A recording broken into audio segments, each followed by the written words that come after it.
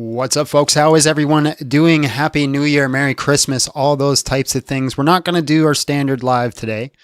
Not in the headspace for it, for those that know. Instead, we figured it's the end of the month. We might as well do the silliest Goose Awards. The silliest of silly Goose Awards. Now, we obviously couldn't do it alone, so we had to bring some help to help judge the dumbest arguments that we heard this year. Now, question for the chat. Who do you think is going to crash out first, Jordan or John? Who's going to crash out first, listen to the stupid arguments and be like, I can't do this, and then just leave? My vote is 100% Jordan.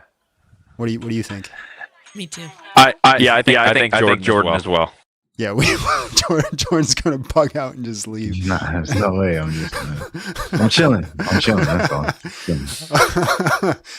All right, guys. So the way we're going to grade it is we only started doing the silly goose. Little John has an echo. Is that just for you or is it for everybody? I'm not hearing an echo. The chat says they're hearing a Little John echo. Well, one person said. So right now, I'm talking, and then I'm going to mute really quick. Everyone is hearing it. Apparently. Yeah. No, is there a Jordan echo? Do I need to do something to make it echo, or is there a Jordan echo, or what? There's never no Jordan echo, just a Little John echo. Not sure how we can fix that. I think Little John's just gonna have to leave and come back. I might have to send you a different link if it causes an issue again. We'll see. Okay. We'll see. So why don't you leave, come back? I'll explain the. Well, I can't explain the system because I got to wait for you. Not a John Steele live, eh? It's not a John Steele live without technical issues. It just is what it is. Just Little John has got the feedback. Hope everybody had a good Christmas. Everybody's nice and fat and happy. Had lots of turkey, lots of stuffing. Question for the chat. There's something I feel like I'm alone in. Cranberries or no? Cranberry sauce. Jordan, cranberry sauce or no?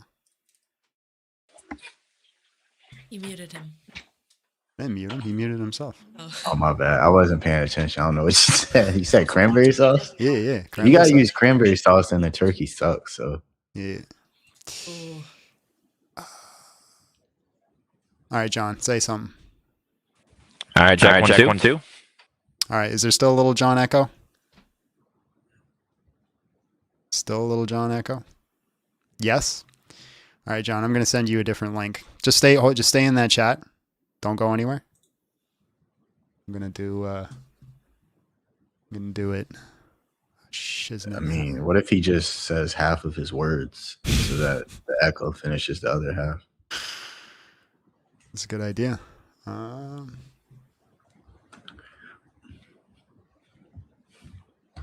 Yeah, I hear it on YouTube.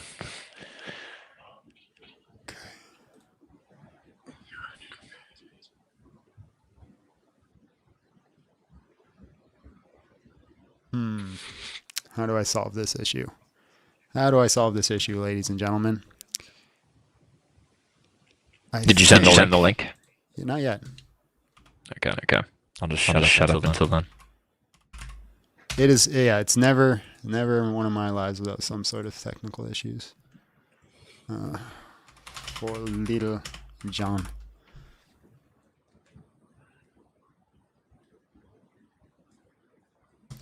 All right, link will just be in the thingamajig right there. Let's see if that works.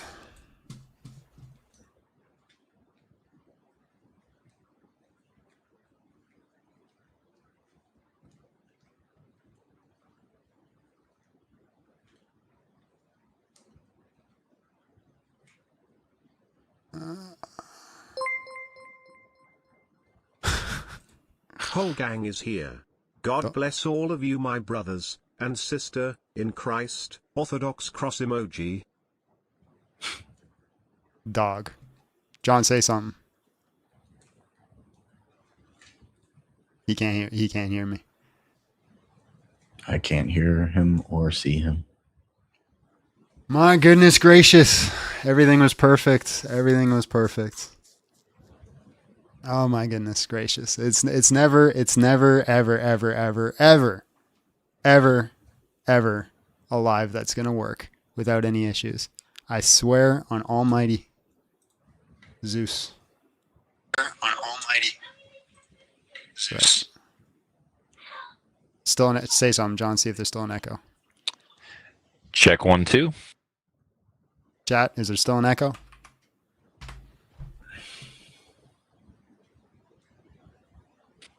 Echo's gone on my end. No echo. So it was you this whole time. I didn't do anything different. Literally nothing different. I click the link in Discord. I join with camera. Put the camera toward the Mac. Put the audio toward the external audio mic. Everything is the same. I actually figured out what the issue was. It was me. I figured out what it was. It was me. All right. It should work now. Should be no issues. Let me just make sure everything is muted except the thing that we need. Perfect. Okay. So the way that we're going to do the voting system is, do you guys watch fighting at all? I mean, occasionally. Jordan? I haven't watched religiously. The type of fighting I watch is not regulated. So we're going to go off of a 10-8 bus system. And basically what it is you got to give it a 1 out of 10, but you can't go any lower than 7. I know it's weird, but it's just how it is. So it's either a 7. So I got to get it a 7 out of 10? A 7? It's not a 1 out of Wait, 10, it's a okay. 7 Wait, out of wait. 10. If we give it a 10, that means it's absolutely horrendous? Yeah. Or what? 10 is the worst. 10 Okay, is the okay. absolute worst.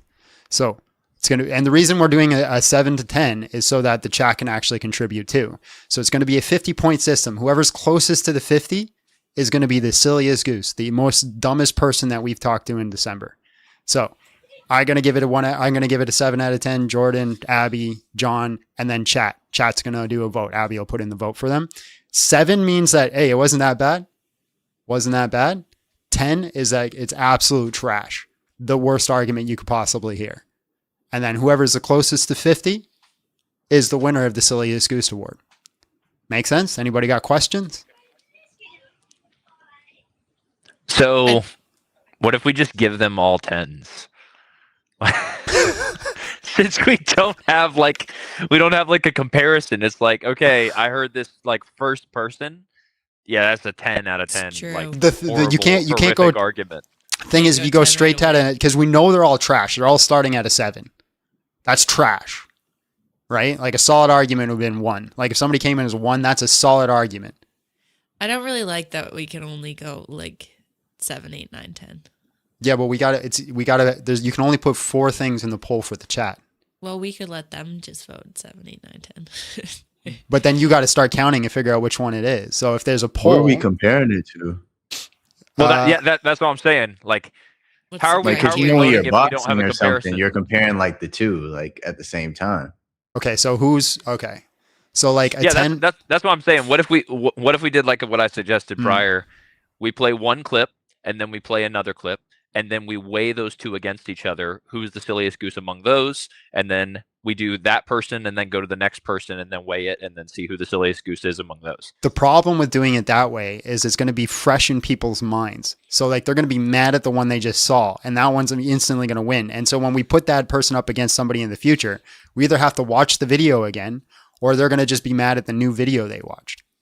That's the issue with doing it that way. Mm. And then that means we have to watch a whole bunch of videos twice. I don't want to do that. I don't even want to do it once. So like a 10. So it could be a worse video because we will have to watch it twice. So a 10. Okay, so you know like when Alex O'Connor went against that Christian guy and just got absolutely demolished. The Christian guy got demolished. Guy with the glasses. Hear feedback.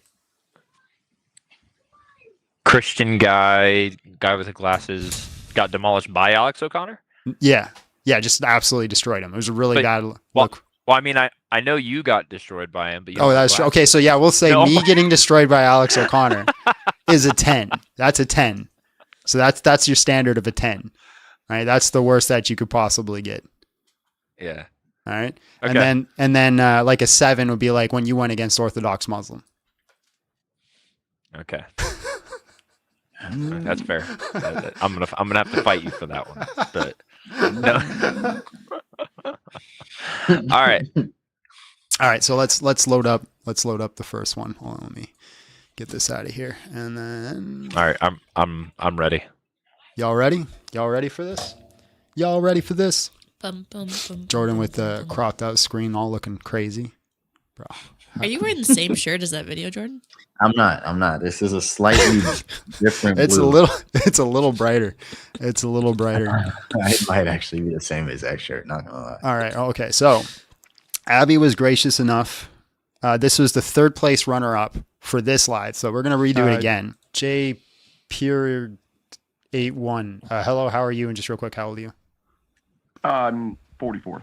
All right, bro. We'll increase the playback speed. Prove us wrong. Go ahead. Get through it quicker. So you believe that God exists, Yeah. the Bible, everything. And if any of you guys ever want to stop it at any point and say something, just start talking. I'll pause it. Just establish a baseline. Yeah. I believe in the Bible. I believe in God. I believe in Jesus Christ. But you believe that prayer Do I is believe- real, Yeah.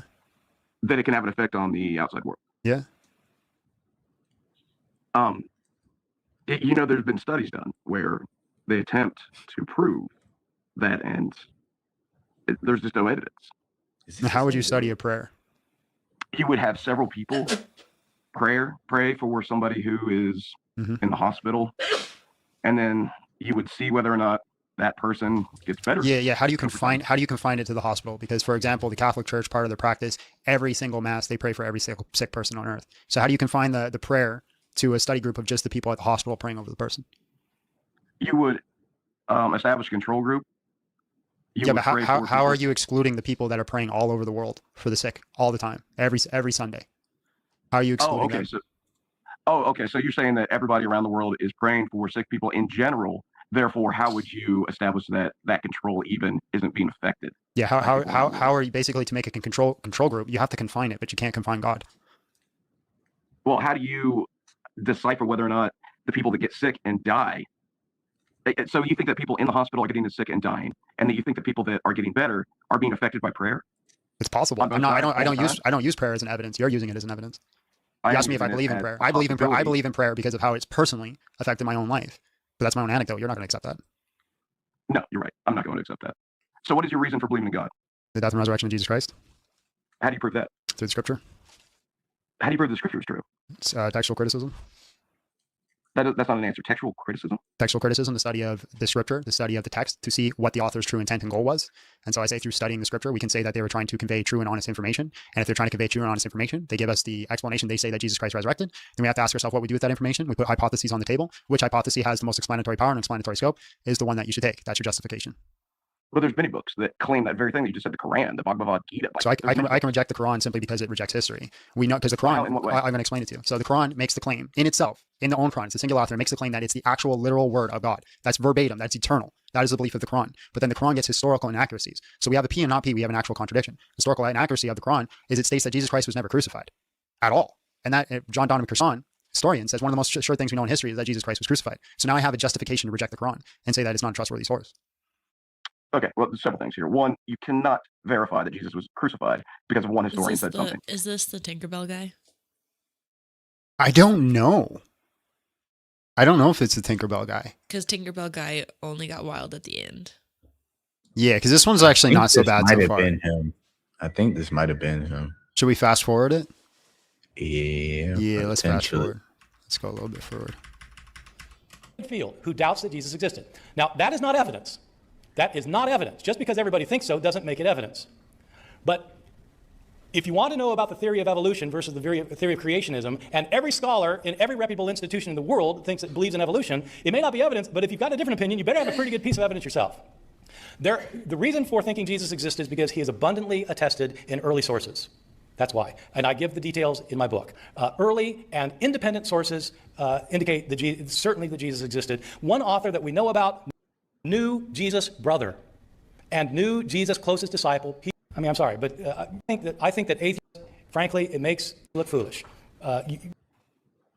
So what he said basically is there is a lot of historical evidence that Jesus existed. That same evidence says that he was crucified. And resurrected. I'm not talking about resurrection. I'm talking about crucifixion. That's a reason to reject the Quran. Wait a minute. Because Jesus was crucified is a reason to reject the Quran. Yeah, because the Quran straight up says that didn't happen, that he was not crucified. But there's a so you're saying that you're an inerrant believer in the Bible. Nothing. No, I never said that. Okay, I was just curious. Okay, doesn't even matter. Lots of people were crucified back in the day. Well, that's completely irrelevant to the argument. You made the argument that there's all these other books. Why don't I accept them? And you use the Quran as an example. And I said I have a justification to reject the Quran. That's my justification. They claim that it's the verbatim. In the Quran itself, it claims it's the verbatim word of God, but then it gets history wrong. So therefore, it cannot be the verbatim word of God. I see. Well, one guy saying that Jesus existed and was crucified.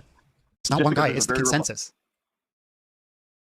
That's why I played Bart Ehrman, because he argues that it's the consensus viewpoint. That's not even a problem in antiquity. Okay. You know what I'll concede? Jesus existed and he was crucified. Now, why do you believe in God? Oh my God. For the reasons I said earlier, because we can use a textual criticism. Why? Okay, just what did I say earlier? See if you were listening to me. Yeah, it actually didn't make a lot of sense to me, but basically the contextual criticisms in the Bible are more true to you than any other historical religious evidence. You're going for third place today, bro. No, that's not what I said. I didn't say to me. No point did I say that. I say that you go through the data, you see if they're trying to convey true information through the textual criticism. If we can conclude that they're trying to convey true information, go by going through the data. Then they say that Jesus Christ resurrected. We have to wrestle with that. We have to put hypotheses on the table. I think the hypothesis with the most explanatory power and explanatory scope is that he actually died and resurrected. If you have a different hypothesis that explains all the data, I'm more than happy to go through it. When it comes to the data, you're not showing me anything that's supernatural, godlike, anything that would convince me to believe this. All you're saying was some guy was hung up on a cross by a bunch of Romans. The hypothesis that explains all the data is that he resurrected. Where do you have any example other than Jesus Christ of anybody resurrecting with? Why do I need another example from somewhere else? You're right. You don't need an example of anything else. I don't need an example of why there's a pink dragon in my garage that nobody can see or hear or see or feel. But, if I want to convince somebody that did I say the fact that this guy is 44 years old really explains a lot, because that's like the age of new atheism. That's the age of our atheism, or our Reddit atheism. It's the pink dragon argument, the garage argument. It's the same BS that you'd see at our atheism on Reddit 100% of the time. Anything about this being that's somewhere in my garage that you can't see or hear? I'm talking about a justification for that being. That justification is the death and resurrection of Jesus Christ. We have actual data to go through. Why are you bringing up a pink dragon? Because there's as much evidence for a pink dragon as there is for the resurrection. Really? You have 21 eyewitness accounts to your pink dragon? Eyewitness accounts? Where are your eyewitness accounts? In the scripture. The first scripture was written by, which gospel? Who's the first one? Mark? You're dodging the question. Do you have 21 eyewitness accounts to your dragon? No. Do you have world-changing events that happen because of your dragon? No, I don't. Okay, so what justification do I have for your dragon? Neither do you. You don't have. That's whataboutism. What justifications do I have for your dragon? You have my word for it, just like I have yours. Yeah, I'm not giving you my word for it. Hey, man, you have his word, John. Oh my God, bro. So I'm saying, pay attention. Do you have a pen and paper? Do you have a notebook? Because you're not representing my argument. But your argument hasn't been proven. You're saying you have 21. What is my argument? That you have 21 eyewitnesses. That's a part of my argument. What is my argument? Your argument. You're saying that Jesus was resurrected. And so far, I'm thinking this guy's a 7. Yeah, he's giving 7, but okay, I'm gonna explain it to you. Again. Listen very closely. Using textual criticism, we go through the data of the New Testament to see if the authors are trying to convey true information. A methodology in which we could do that, for example, would be undesigned coincidences. That's one example. There are other examples. If we can convey with a high confidence that they're trying to convey true information, then when they say that Jesus Christ resurrected, we need to wrestle with that. Why were they saying it? Was this one particular area they're being honest or dishonest? We have to look at that. We put hypotheses on the table. My hypothesis is that Jesus Christ actually resurrected. That's my hypothesis. I think my hypothesis has the most explanatory power, right? Which means that God could do that. It has most explanatory scope. It covers all the bases. It doesn't leave anything out. My hypothesis on the table, I think, is the best one, which means Christianity has a justification. We can go through it and see if it explains the data. If it is because if we go through that inferences, will be an evidence. Man, this guy in the blue shirt likes to yap. That would raise the probability that he actually resurrected. It would be. Okay. Here's my counter hypothesis then. Okay. Are you ready? Mm-hmm. There were a bunch of people that followed many prophets about 2,000 years ago. And one of them was apparently very charismatic. He had a lot of followers. He got them all riled up. And he was crucified. And then all those followers were so convinced that he was godly that they wrote a story. And that story got passed on generation by generation. And more people said, oh, a lot of people that are very charismatic believe this story. I guess I'll believe it too. and then we have Christianity today. Okay, cool. How do you That's my explain? Awesome. How do you explain Paul? One single guy that might have had a very convincing hallucination in a desert one day. That's why I explain Paul. And you left out the part where all the people who are quote unquote charismatic got their flesh peeled off. by And you crucifixion also or beheading. you also failed to Wait, you also wait. hold on. He meant Hold on, voice, hold he on, meant hold on, great hold on. You also failed to answer. Like I'm just like your hypothesis is missing out a lot of data. You also failed to answer because again, this is another historical consensus that the followers genuinely believed that Jesus Christ resurrected. I can't. I'm looking at the clip. I can't tell which is the live Jordan and which one's the pre-recorded Jordan.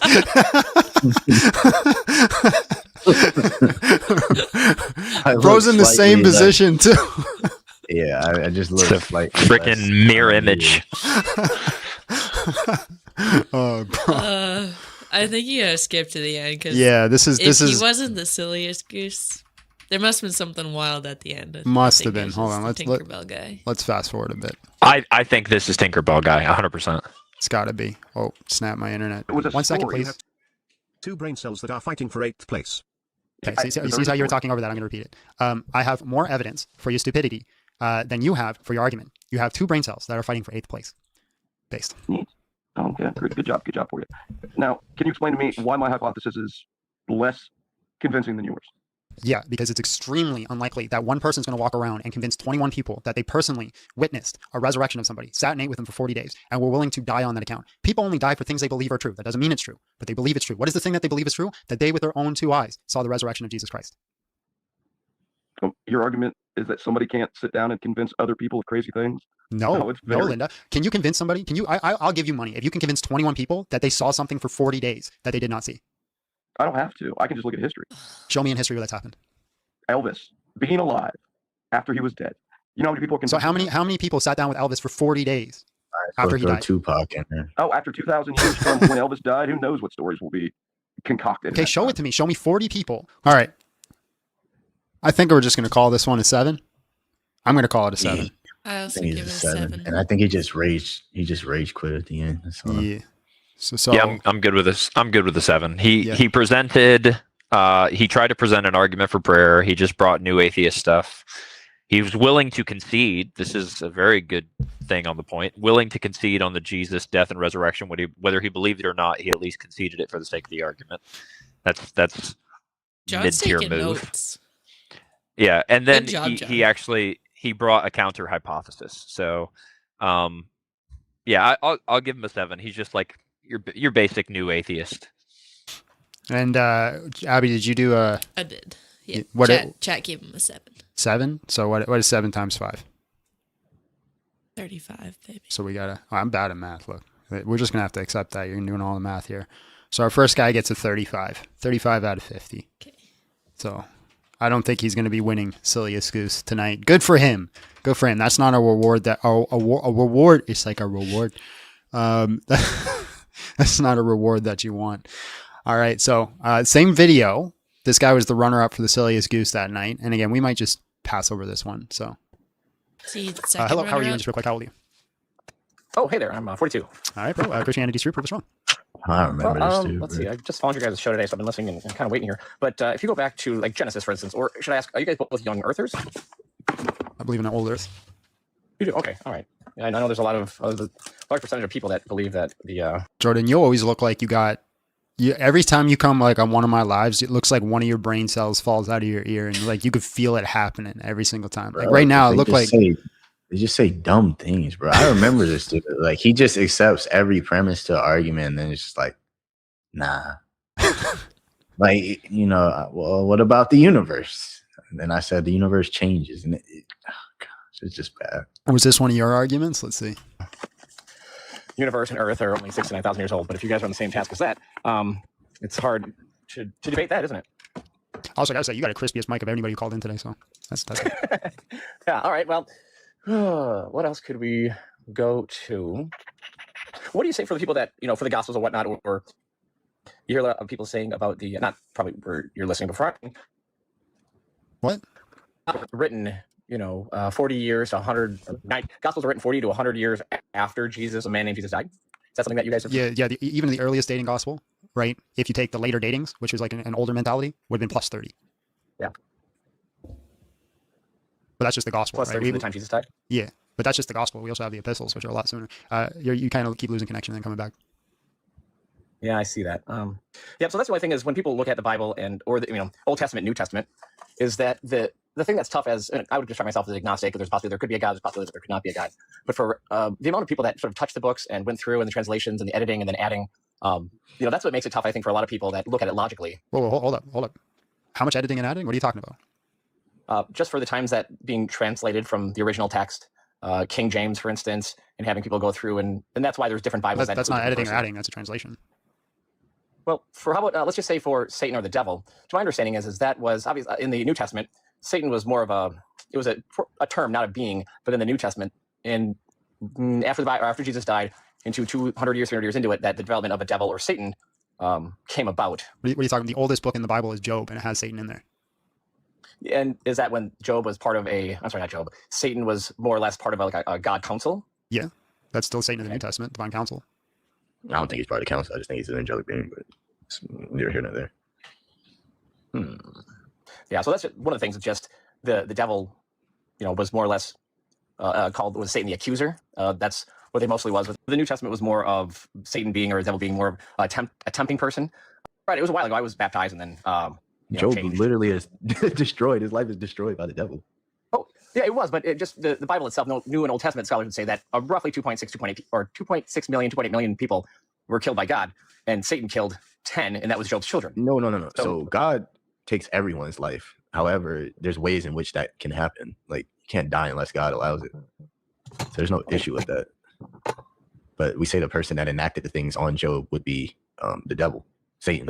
Even God says in the book of Job that you provoked me to doing this because God is the one that allowed it to happen. So he ultimately takes responsibility.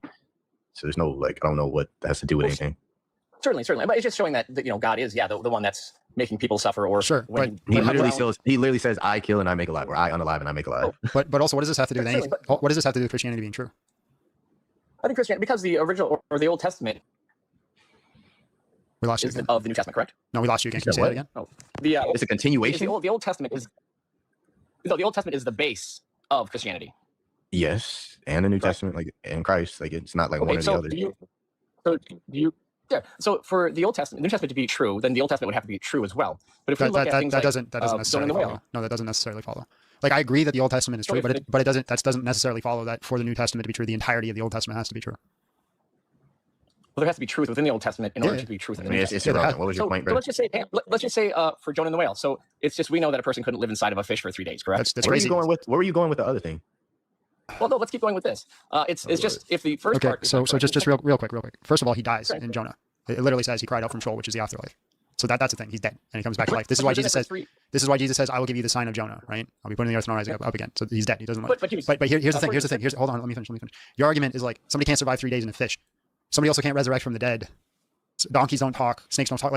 All these things are just naturalistic things. If God exists, there would be no problem in these things happening. But it doesn't match what our reality is today, and it's the same reality that was back then. I don't ride around in a horse-drawn carriage, but that was the reality back then. That doesn't mean what does that have to do with anything? Just because our reality today doesn't. Bro, it pisses me off at the same time, bro. I would literally say the same exact thing right now. John is just so dumb, bro. What does that have to do with anything, bro? Oh my goodness, that wasn't the reality back. I'm probably gonna bring up planes or something. I think this guy's moving more towards an 8. Yeah. Doesn't match what happened back then. That all of a sudden it just didn't happen back then. I guess they were flying around in planes back then too, huh? I think this is the guy. He thought something was in the New Testament that was in the Old Testament. I think Noah's Ark. I think he thought Noah's Ark's in the New Testament. Maybe. I think it's him. I just remember I was arguing the argument for emotion with this dude. We were talking to him for a long time. Oh, so I think you ended up crashing out at the end. No, it's not. We're already halfway through it. Yeah, we're already halfway through. There's no way we talked for a long time. It's the laws. So we still had gravity. We still had birds flying around, correct? So we still had didn't have metal tubes flying through the air across the ocean. There's the planes. Metal tubes flying across the ocean. But we had birds, and so the universe itself and the rules that we have with gravity and rules. What rules? Those different things. If you take a pencil and drop it right now, we have gravity, correct? That's a rule. That's a theory. the theory of gravity. Well, you said there's rules. I'm just asking what rules. Well, yes. I mean, you know what I'm saying. You're being critical on the on the point of it. There's certain things that happen in the magic. It's not like there was magic back then and there's no magic now. Correct? How do you know have miracles occurring? Like I don't know what's your point though? Which miracle? There's hella documented miracles of people like. Yeah, you just reject. Like you're gonna tell me you've never seen a video of somebody getting prayed over and then standing out of a wheelchair? I don't know about those videos. No, I'm just saying. Hold on. You gotta stop trying to predict what I'm saying. Have you ever seen one of those videos? Yeah, I obviously think they're all fake or it's sort of adrenaline and working in people, and that happens. Okay. If one of them was real, would that be a miracle? If they were, but it would have to have some sort of right. So you have this like preconceived notion that like all of them, you start on the basis that they're all fake, right? Like I know a guy personally who knew somebody who was and he's an atheist. He's still an atheist. When he was a Christian, this is Steve, by the way. I'm talking about Steve. For those that know.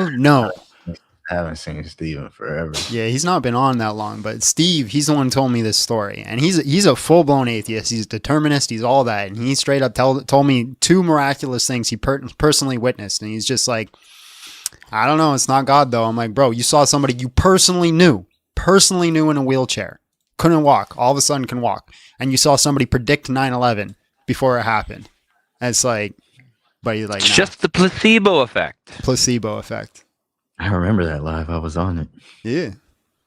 He was in church. He knew this person. He knew this person for a long time and they were in a wheelchair. And they got prayed over and they started walking. What happened to you there? Hold on. Look what happened to Jordan here. He knew this person. He knew this person for a long time and they were in a wheelchair. And they got prayed over. And what's going on with you there, Jordan? I'm fighting the headache I have from listening to all these people, bro. Like, this is horrendous. Like, bro, like dealing with the handicap all day, bro. Walking. And they still watch this, and he's still an atheist. He can't explain what that happened. I'm just saying, miracles happen all the time. You got Bruce Van Natta, you got Marlene Kleeps, right? You just reject them because miracles don't happen. You're starting on the preconceived notion they don't happen. I'm sure I believed in miracles back in the day, but as you get older and you realize what constraints or what, I don't want to say rules again, but what we're dealing with. If God exists, can miracles exist? For all we know that Jesus could have had a twin, and his twin, his brother could have been crucified, and then he came. We don't know. Correct? Is that bullcrap? No, that's not correct. There's no reason to have a twin that's speaking to us right now. It's not the same person. This is irrelevant, bro. If God exists, could like these miracles happen? Well, hey, let's. If God exists, could these miracles happen? Anything. People pray all the time when someone's in a car accident. When the person passes away, that's not the question I'm asking, bro. Like, I'm just asking a simple question. Just answer the freaking question, bro. Like, if God exists, could these things happen? If Allah exists or Zeus existed, it could have. Oh, Lord, dying, bro. All right, bro. Just ask. Can you not answer a question, bro? You're going for second place for Silly Goose Award. Maybe first. No, that's because I'm making some valid points, and you're not making. You're not addressing the actual argument. Nothing to do with my question. Like, you're not answering the question. It's proving that I'm right. Literally. A miracle would be something that would be like, and again, not that somebody's sick and not that somebody gets. If God exists, could a miracle happen? I didn't. But if God doesn't exist, could a miracle happen? There's your question back to you. Who were you talking to, Jordan? I didn't even answer him. were you just like talking to the Holy Spirit to your right, or who was over there? I was talking to the other camera that's over there. The other. Oh, okay. My other people over there, you know. Jordan always got that God on speed dial. You see him constantly talking to these people like, Lord, did I ask him that? Oh, bro. What's 2 plus 2? Say it one more time. What's 2 plus 2? You didn't hear it? What's 2 plus 2? I kind of want to do something productive. This man is idiotic. Ask the question one more time. What is 2 plus 2? Can miracles happen? What is 2 plus 2? You're trying to change it because you know. What is 2 plus 2, bro? You think he's trying to change it? 4. Okay, so you're capable of answering a direct question. If God exists, can miracles happen? Yes and no. All right. He's been voted off. Yes and no. Exactly. Oh, I want to see where this goes. You guys been beat. By what? By you who thought he was actually trying to ask you what 2 plus 2 is as a way to get around the argument? Hold on. Everybody, hold on. Bro literally said, can miracles happen? Yes and no. Like, I still love that. Yeah, You're trying to run by asking me what 2 plus 2 is. Like, what did he think you were gonna do? Yeah. So for me, are we still? We got a little bit more to go. A little bit more. He's almost done. He's almost done. Hold on. Let's start over. Hold on. You just told us. Literally just told us. You beat us by breaking the law of non-contradiction. Amen. Right? I don't understand what you're saying. You said we just got beat, right? You just said that. Well, that's typically what people say. I just need yes or no's right now. You said that we got beat. Yes. You got beat because you're trying to get rid of me, and I have some. I could have got rid of you a long time ago. I left you up, even though the chat voted you out. We have a voting system. You've been voted up, and I left you out. So don't give this like I'm trying to escape bullshit. So you said it is both true and false. Miracles can and cannot happen. which by definition is breaking the law of non-contradiction. So you broke the law of non-contradiction. You broke logic. You literally gave an illogical answer and then said you beat us, correct? No, what I said is that a miracle is not the same as a chance that it could happen. If somebody got in a car accident and lived, Not the question we asked, bro. No, anyways, let me finish. no, I'm going to move on now. Hey, congratulations. I gotcha. No, you're just you too got us. dumb to realize what's going on. Let me talk. Like, That that's, oh, he was all right towards the beginning, yeah. and then like towards It's the end. always the end that they Yeah. usually get like pretty I'm bad. scared to give him a 9 because it's still so early. Yeah, it's still he's not even like we didn't even mark him the silliest goose on this No, live. We so got it's one pretty more. I think I don't know. I can't remember who the last person was. Let's, it was on Yeah. that day. let's go. For me, I think he's gonna be an 8. So we got 1-8. Yeah, I'm also going I to give him think an 8 because I'm scared. I gave him an 8 as well. So we yeah. got 3 Yeah. 8s. I also wrote down an 8. So we got 4 8s. What's the chat saying, Abby? It was close, but they gave him an 8. They gave him an 8. Yeah, So we it's got close between an 8 and a 9. we got 4 8s. So 8 times 4. It's 32. No, you have 5 8s. Oh, 5 8s. Sorry. Yeah, 5 8s. You get. Even with a calculator, I get it wrong. So we got a 40. We got a 40 for how we label him. I labeled the first guy Tinkerbell. Was he actually Tinkerbell? I don't know, but I'm going to name him Tinkerbell. Okay. What are we think he labeling was- this guy? Law of excluded middle. Yeah, laws, and he gets a 40. So far right now he's in first place for Silliest Goose. I named the first one Dillahunty's son. the second one, I think I'm gonna name him. Dillahunty's I'm son just gonna is name him wild. 2 + 2. Yeah. Hold on, I'm getting Yeah. toasty. I gotta go take off my hoodie. You got entertain the chat for a second. John's Yeah. stripping again. And the whole camera's like. So I gotta leave. Yeah, looking at his arguments, I'm gonna just do like probably focus in on that I contradiction. think you it's called it, crazy like, how we all That was like pretty bad. all collectively. The agree on contradiction was the points. worst. Like, where he there said hasn't yes been, and no. Where he said yes and hasn't been no a was debate. the like, the worst dude, part of it's his clearly conversation. A 2.5. Can't hear these guys. Are y'all just sitting there and not even entertaining people? No, You're John just stopped talking. staring at He me. only just stopped talking. I was talking, but then you were talking, and I didn't Oh, want to overtalk you. Fair enough. Fair enough. All right, so let's go to the silliest goose that we labeled on this chat. Now it doesn't have to be. That's just what we put it in at the time. We felt He's like the this guy was the silliest silliest of the goose video. on the video. Now he could still get a lower score. He could still not win or still win or whatever. Some days the so. silly gooses aren't as silly as other days. Yeah, I'm gonna call number 2 contradiction Carl. We should just let John name them, to be honest. Yeah, John, you label him. So we got Dillahunty's son and contradiction Carl. Yeah. All right, we'll see what this guy is. All right. I'm good at 36. Can you hear me okay? Yeah, I can hear you. All right, Christianity is true. Prove us wrong. You got a lot of background noise though. I remember this guy. I'm sitting in the truck with nothing on, so I don't know what you're hearing. You're good. Yeah, I got you. Don't you know? Okay, so Christianity This is New is Testament guy. more of, I think, just fear and indoctrination. I don't know what would make it true, or why would you think it's like true? This guy definitely made John crash out. I'm almost certain of it. He My- is the silliest goose of the video. My favorite thing of when you co-host is your facial expressions as like the lives go. Like you could just tell how stupid people are based off the facial expression that you give. Yeah, through the death and resurrection of Jesus Christ.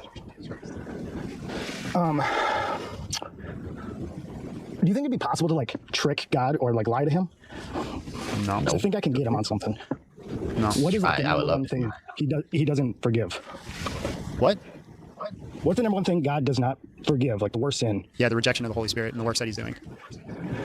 Okay, so if I were to like take a Christian child and indoctrinate them and make them atheist and just trick them and brainwash them, and then I killed them, would they go to hell? How are we supposed to know that?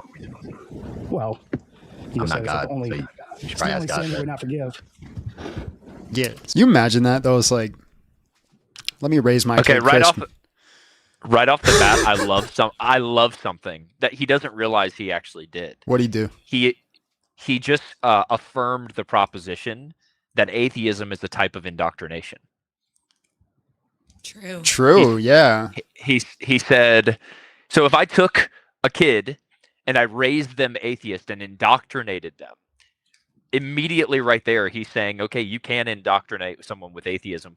And people like try to fight against that all the time. They're like, no, atheism is just the default belief. You can't indoctrinate someone with the default belief. No, atheism's not a worldview, John. It's not a worldview. It's not a belief, John. It's a lack of belief. You don't believe atheism, John. You just lack the belief in a God. That's all it is. Yeah. But the moment he said, if I indoctrinated my child into atheism, he actually gives atheism a positive credence or a positive belief. Their analogy's always around killing kids too, and then they always say it's like, and I don't know about this guy, but everybody's always like, yeah, killing kids is bad unless it's a baby in a womb, and then it's perfectly fine. We love that shit. So that child has to actively reject the works of the Holy Spirit. Right, and I'll do that. I'll like kidnap him, and that's not actively. That's so you're just making up a child that you're kidnapping, and then all of a sudden just unalive him. That's just what you want to come up with, and you just want that child to go to hell. You think this is tricking God somehow? Yeah, man. So like, if I got them to say, I don't okay, you know what? I'm just gonna grant your silly argument. Every child that you kidnap and unalive ends up in heck. Now what? Heck. I got him. On what? How'd you get him? Wait, what was this? Every child goes to heck? Is that what you said? Wait, hold on. Let's rewind. Let's listen to it again. So the one time that you actually can say the word, that's not a cuss word, by the way, because you're talking about the actual place. You don't use it, but then you constantly apologize on your stream for all the cuss words you do use. This is the one time, John. It would have been perfectly acceptable. It would have been fine. That's why I did it. Because I knew it would be fine. I thought it was funny. Hold on, let me see what I said. You know what? I'm just gonna grant your silly argument. Every child that you kidnap and unalive ends up in heck. Now what? Heck. I got him. On what? How'd you get him? Are you implying that he didn't know? I don't know. I sent a bunch of kids to heck. Okay. Why would he allow? Did you actually do this, or like what? Like, is that why you're in the truck? Are you like going in the mountain and like burying bodies? I'm gonna go donate plasma here in a little bit. I'm gonna actually save some lives today. But bro, can you tell me which hospital so if I need blood I don't go there? It's BioLife and it's a plasma donating center. Yeah, if I need plasma, I'm gonna make sure I'm gonna avoid that place. Right. I'm gonna give it to you, brother. You're gonna get it. No, it's like when Jan went to the sperm bank. She realized that killed me. So you're an atheist that became Christian, and now I'm the opposite. I was indoctrinated as a child and became atheist over time. And I feel like those are the only two ways to come into religion. Either it's like brainwashed into you as a child and you're afraid, or you're like in a hotel. Dog, I'm so sick of these brainwashing and indoctrination. Literally everything that you believe is a part of some sort of brainwashing or indoctrination. Like mathematics is technically brainwashing and indoctrination. Like everything is just shit that people taught you when you were kids.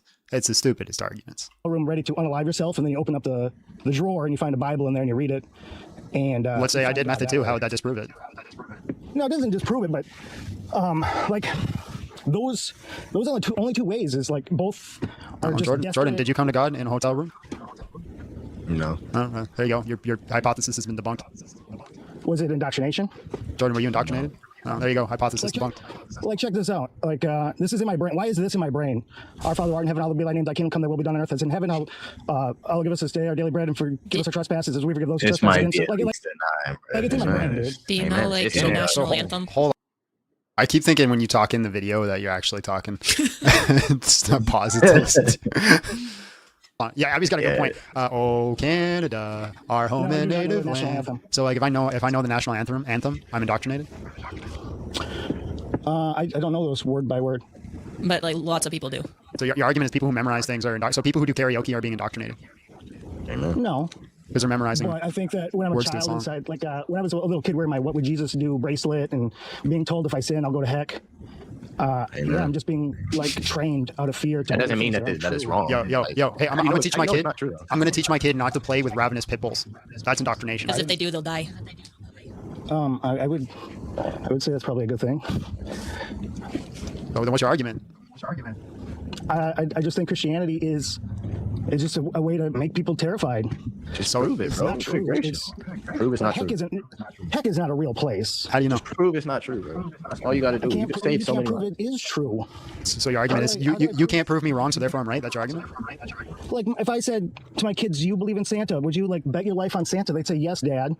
Yeah, Can't wait I for got Christmas. justifications and real reasons to say that Santa Claus is false.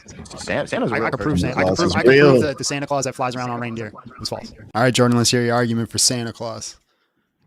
Well, if you look up the Council of Nicaea, you'll see that there was a person named Nicholas. We called him Saint Nick. So therefore, Santa Claus is real. But he doesn't travel down chimneys and have flying reindeer, Jordan, just You like don't know- Jesus. You don't know what he had. Is this also like the origin of Rudolph? Because like when he punched Darius, he had a red nose. Potentially. Oh, yeah. There we go. There we go. There you go. I like it. Oh, okay. Can you do the same thing with Christianity? Oh, yeah, dude. All right, do it. Where's his tomb? Where's his tomb? In Israel, thousands of people visit it every year. What are you talking about? Okay, where's his body? Oh my Ain't god. no. Yep, I remember. Yep. Did he just ask where Jesus' body is? Yes. That's his evidence that Christianity that isn't would- true because he that would couldn't find prove it. Jesus' body.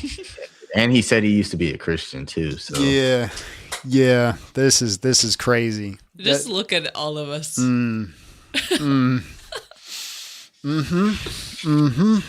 Oh wait, buddy, just ask for his body. You want us to provide Jesus' for body real, man? to prove Christianity true? Oh, That would disprove it. Having this court should be disproven. bro. Reddit level atheism right here, man. This is not even Reddit level atheism. Like my goodness, even people on Reddit know better than this. John, you're an idiot. This is a new level of stupidity right here. it might be below I Reddit don't have level. It's Reddit. just like before you get to Reddit. Yeah. I- Reddit. I- Yeah, if Christianity is true, show me Jesus' body. Did you say you grew up This is Christian, like- right? Yeah. What are you gonna say? Well, this is like Roblox atheism. My goodness gracious. I- What's the whole basis of Christianity, bro? I was indoctrinated in Christianity. What did Paul say?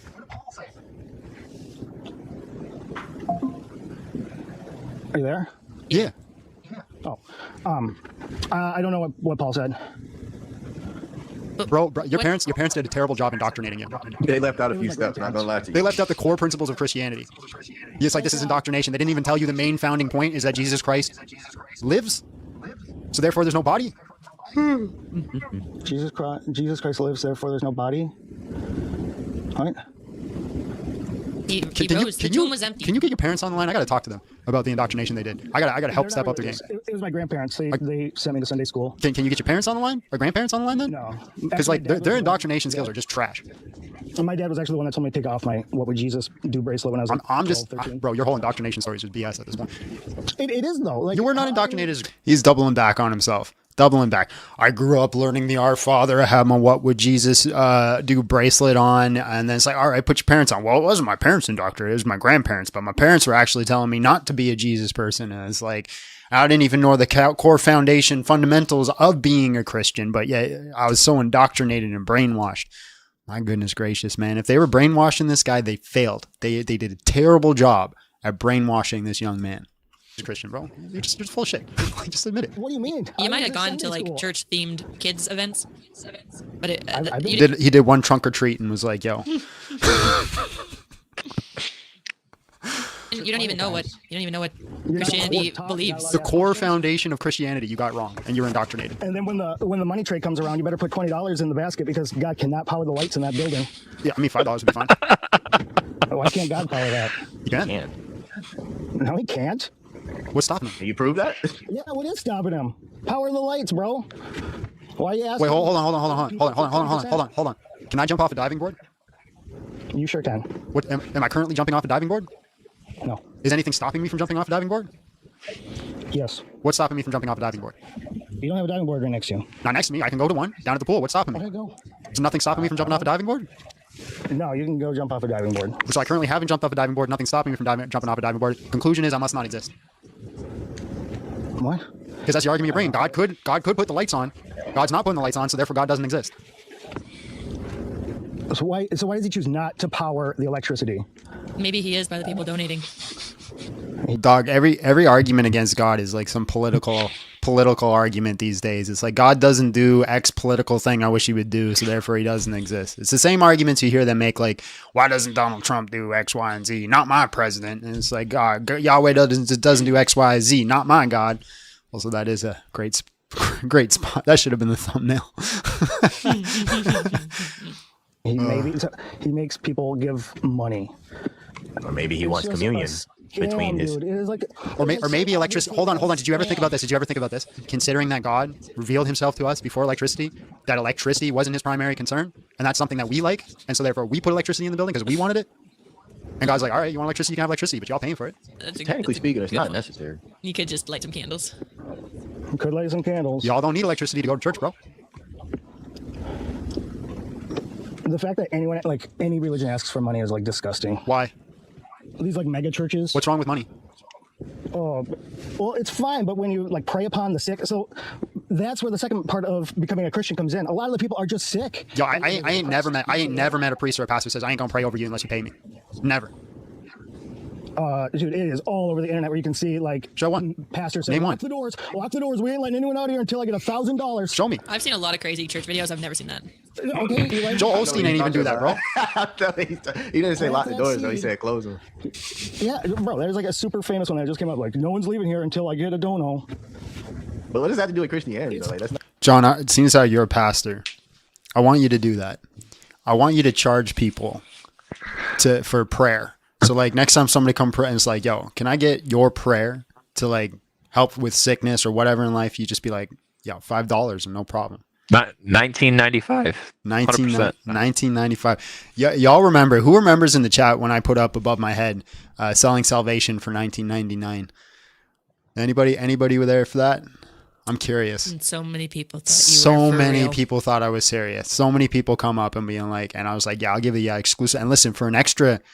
We put that up to $25.99. We get the exclusive, what do you call it? Comfortable cloud package or something like that. $19.95 for salvation. I'm going to have to do that again. Probably this week. We'll see. Not even true Christianity. That's just, it is just all. Hey.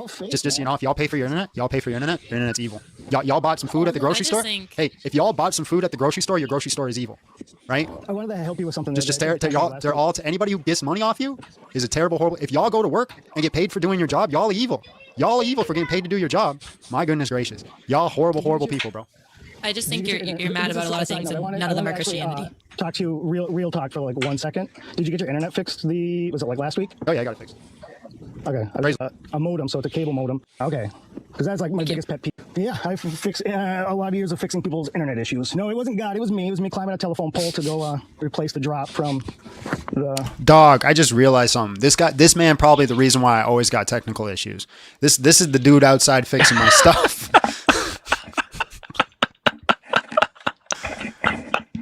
Bruh. The pole to your house. No, God fixed my internet. I pray for it and it just started working. No. What do you mean no? No, you know it's true. What are you talking about? The good coax line. We didn't replace no coax line. Well, if they come back up, I'll come on over to your house. I'll get behind that wall plate. I'll fix it. To being an anti-theist. No way you are a regular viewer and still disrespected. Sorry, what? I said you're so close to being anti-theist because me? When you speak to Muslims. When you speak to Muslims, bro, I'm the guy that says I'll chop people in half if God told me so. You think I'm close to being anti-theist? Wait, did you say if God spoke to you, you would kill someone? Yeah. If God told me to fire you out of a cannon, bro, I'd see how far I can get you. Oh my. Oh, you're what? Oh, you're what? Oh, you're what? Can we go? I want to know why he thinks you're anti-theist, though. I want to know why. He's close. He rejects every other religion except his. So he's one. Oh my God. I forgot about that. I forgot about that one. Oh yeah, you're an atheist to every other religion, just not your own. We're one. It's tough. That's tough. I don't know how to refute that. Dog. He's one away. Wait. So that means, hold on. That means if I'm a Democrat, I'm just one away from being an anarchist? You're probably, if you're you're probably just like one life-changing event from changing a political spectrum. No, that's not what I asked you. I asked you if I'm one away from being an anarchist. So like, the more religions I believe in, the more theist I am. Wait, so if I believe in all the religions, then I'm like a super duper super, religious? super religious. Because I don't believe in anything. I just believe in all the things. Well, I say I'm gonna try doing that. I'm gonna put a thing over my head on Friday. All religions are true. Prove me wrong, and see what happens. anti-theist because you're very against when you debate Islam, you're into it. You heard what they say? Yeah, they say crazy stuff. I'd be pretty into that too. I have the same heat for them, and I would actually maybe even agree that it might be more dangerous. I'm still trying to figure out what your argument is, bro. I mean, I guess it's more. I'm just kind of talking to you about. I think Christianity is just, and all religion in general is just an enormous scam. Okay, prove it. Well, they shouldn't need money, but you said Why? They can go on if Why don't they need money? If he wants to or not. Why don't religions need money? You know, Hold on. You're just yapping. Why don't they need money? I am yapping, but it's like when you see the greed of these At least he admits it. Mm-hmm. At least he admits I it. say that too. I feel like being a little bit more generous now, but mega church pastors who are clearly exploiting sick people for thousands and thousands of dollars, literally squeezing every penny out of people as they die. wait. So if an evolutionary scientist exploits people for money, does it make evolution false? When does that happen? Do you have like That's not the question I asked you. I'm asking you if it did happen, would it make evolution false? No. Okay. How many mega churches do you think there are? Scientists came out and said everything I said was wrong. I believe in this now. That doesn't disprove evolution. So just because there's Christians that are greedy, how does that disprove Christianity? There's so many of them that do it. Name 30. So many isn't the number. That's not even like the belief of Christianity though. Like that's so irrelevant. Wait. Oh, hold on. We got 3 Christian apologists and 1 pastor in the chat here. Yeah. How many millions of dollars you guys got?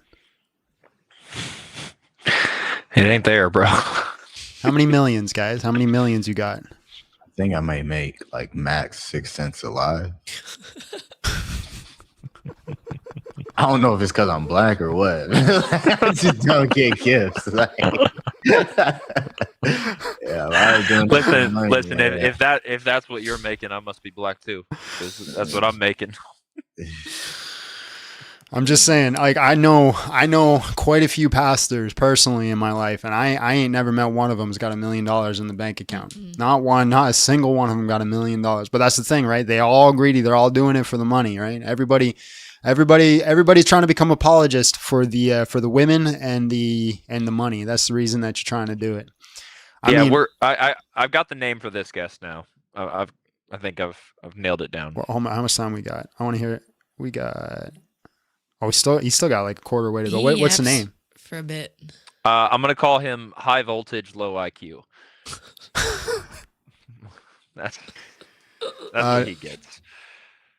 Notice how John's saying, I make a lot more on my lives. You guys know how much I make on my lives. This is my income, but I ain't retiring off this income. Not anytime soon. You guys know exactly how much I make. You see it every there's the dono bar right there, right on the live. I made $383.82 this live. That's how much I made. Actually, name 10 Christians that all they're known for is their greed. $300. That's. I think he talks about mega pastors for a bit. You could probably skip through that. I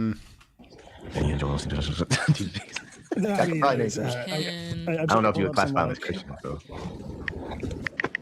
Oh man, that's kind of a silly question because I could probably Google a pretty big list of like. But the point is, you're basing the vast majority off of a few that are doing it wrong. Let's just do a quick chat GPT thing here. Name all mega pastors. It's naming the lot. Oh, we're gonna see how many though. We're gonna see how many. Do you like these mega church pastors? Like, do you like Joel Osteen? Do you think he's a good That's person? where John gets his entire theology from. Especially if you see a dude named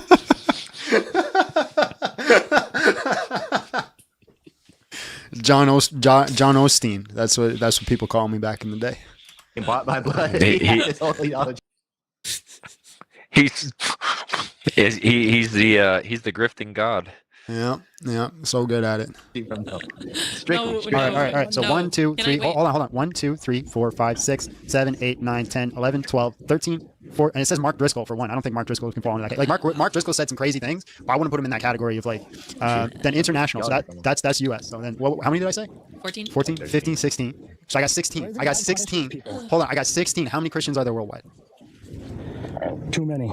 It's like there's over 2 billion Christians. We got 16 mega church pastors. That's too many. Christianity's false, bro. That's crazy. 16 guys out here trying to get paid. Who's the one who has that funny video where he's like, I got a good deal on this here airplane. I needed this private jet. Kenneth Copeland. Fly in a tube with demons. Yeah, he's crazy. We don't blame him. Yeah, Jordan, remember that live that you defended Kenneth Copeland? Remember that? Remember you came up, started defending his position because you used to listen to him all the time. Listen, I think we've heard enough of this guy to be able to clock him. We can clock him. We don't need to finish it. I think you could. I said you could skip through the. All right, let's see. I wanted to hear him say Noah's Ark. Why? It'd be nice to know. Where's the commandment? Thou shalt give an exact date of all events. Why doesn't he just like bring us a new book? Like you. Yo, here got me.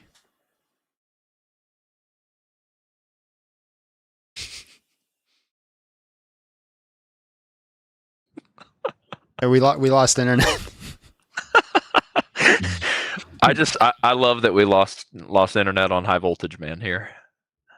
No, that's perfect. I gotta put you all back in there.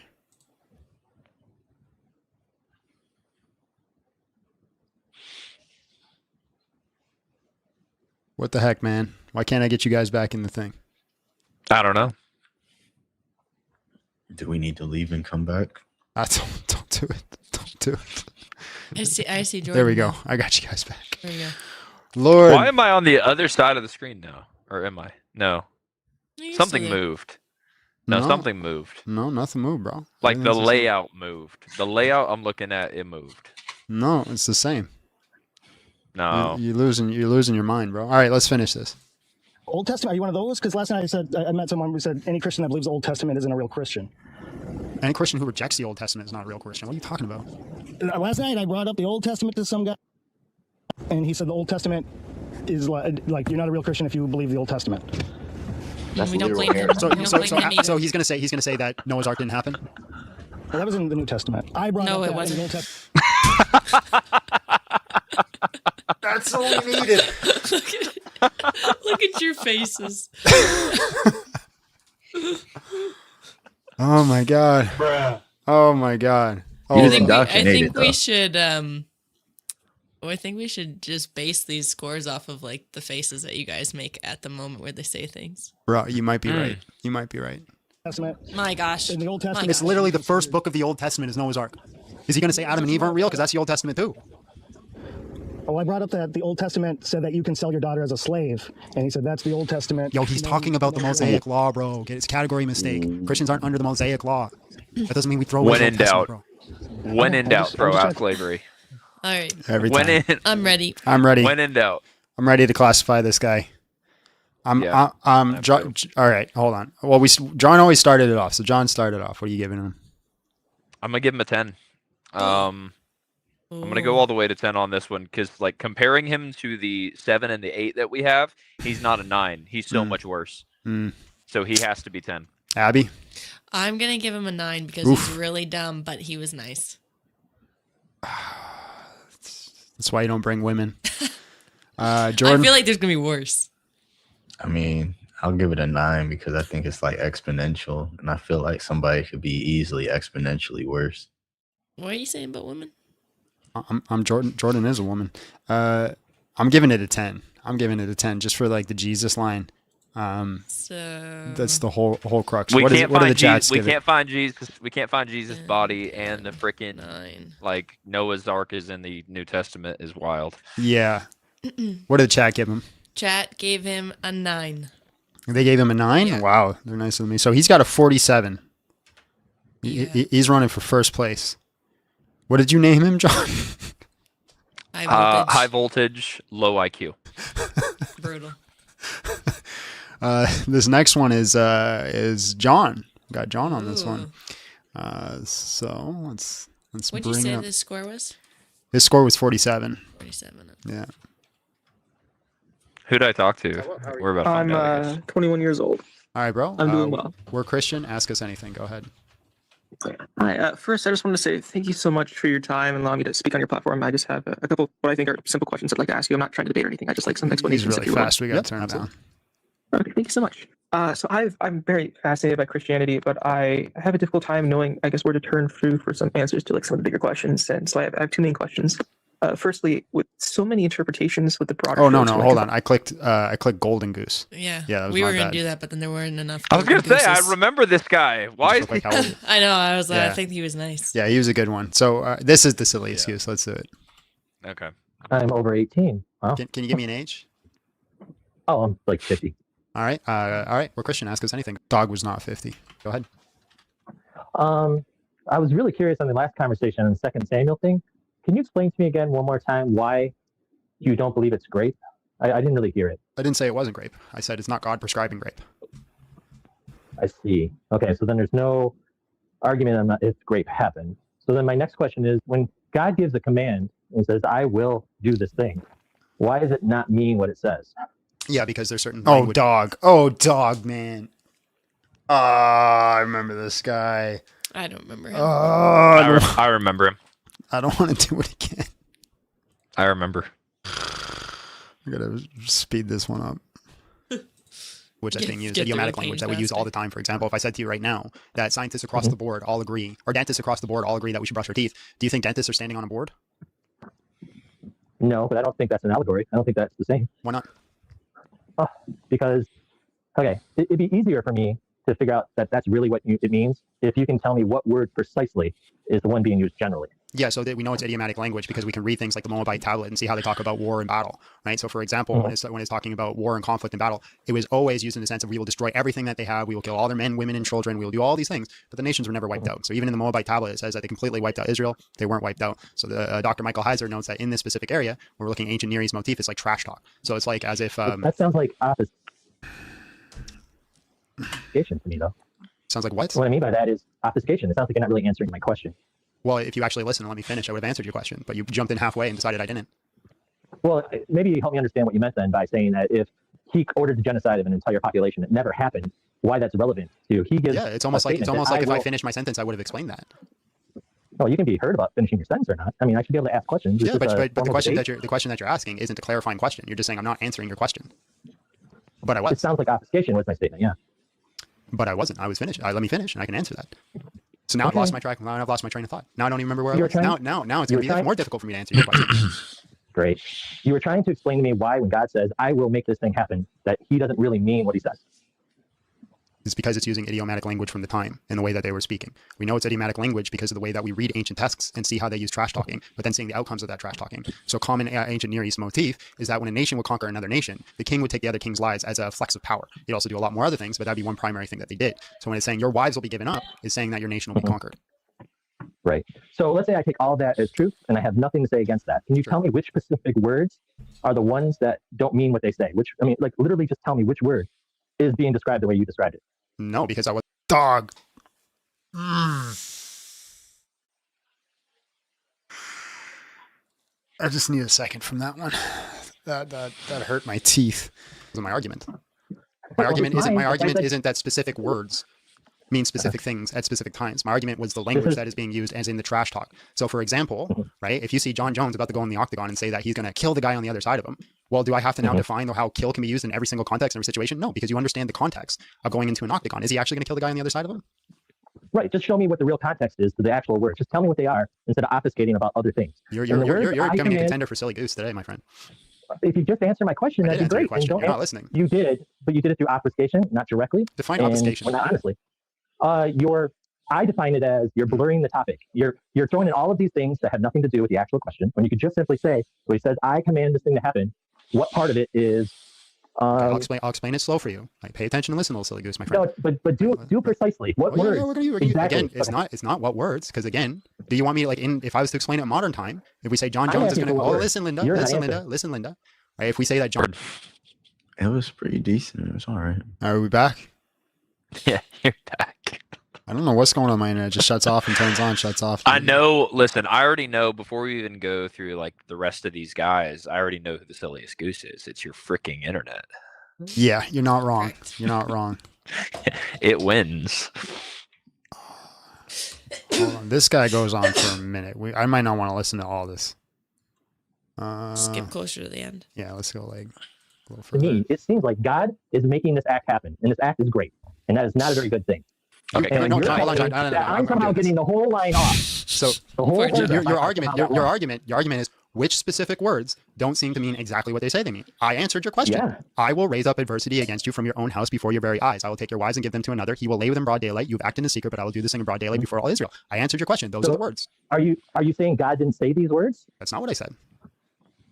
Okay. Are you saying God didn't mean that he actually made it not what I happen? said. You just asked me. You said you made this. You didn't want to listen to my. Hold on, Linda. I'm still talking. I'm still talking, Linda. I listen to you speak.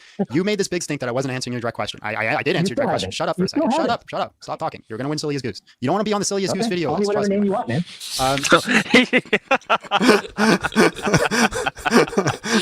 And here he is. Bro made it. Welcome Bro to made the it. show. Welcome to the show, bro. Welcome. Him watching right now. So Your name calling doesn't win this, by the way. What? We just turned Sure an does. atheist into an anti-theist. Yeah. So you asked me to address this specific argument. I addressed the specific argument. Mm-hmm. Then you created a straw man. The straw man was which specific word? Let me finish. Let me finish. Let me I've finish. only asked Let me a finish, question. Linda. Let me Feel free finish. Let me finish. Let me finish. Then you invented a straw man. The straw man was which specific words are the ones that don't mean what they mean. That's a straw man because that's not my argument. My argument isn't specific words can change what they mean. My argument is context changes what things. I guess that wouldn't be a straw man. It'd be more like a loaded question, right? John. Say again.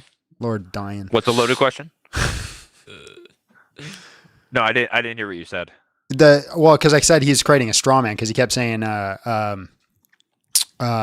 which specific words are the ones that are idiomatic, which very specific words are the ones that he didn't actually mean when he said he meant it. It's not really it's not really a straw. It's like a straw man, but it's more like a loaded question. If we're gonna like specific fallacies. Yeah. He's probably Yeah, I don't think it's a straw man. I agree with that. I think it's more like I'm fine with like a loaded question. Yeah, I agree with But that. loaded question isn't really like a fallacy though. It's not a strong one at least. That's what my argument is. But you kept beating down the hatchet with that one. Which specific words? Which specific words? Which specific words? You didn't answer my question directly. So what did I do? I gave you the specific words, which is the entire verse, because it's about the context. My argument is context, not specific words. Now, what's going to happen? I start to get a headache. What's going to happen is I can see What it. is it about you guys and getting headaches on? I'm just channeling my patience. When you guys go live on your own channels, do you get as many stupid people as I get? So far they're probably dumber on my channel, not gonna lie. I don't go live very often, but I don't know the pool. I get some dumb people. I'm not gonna lie. The pool of people I draw in for some reason are actually usually not dumb.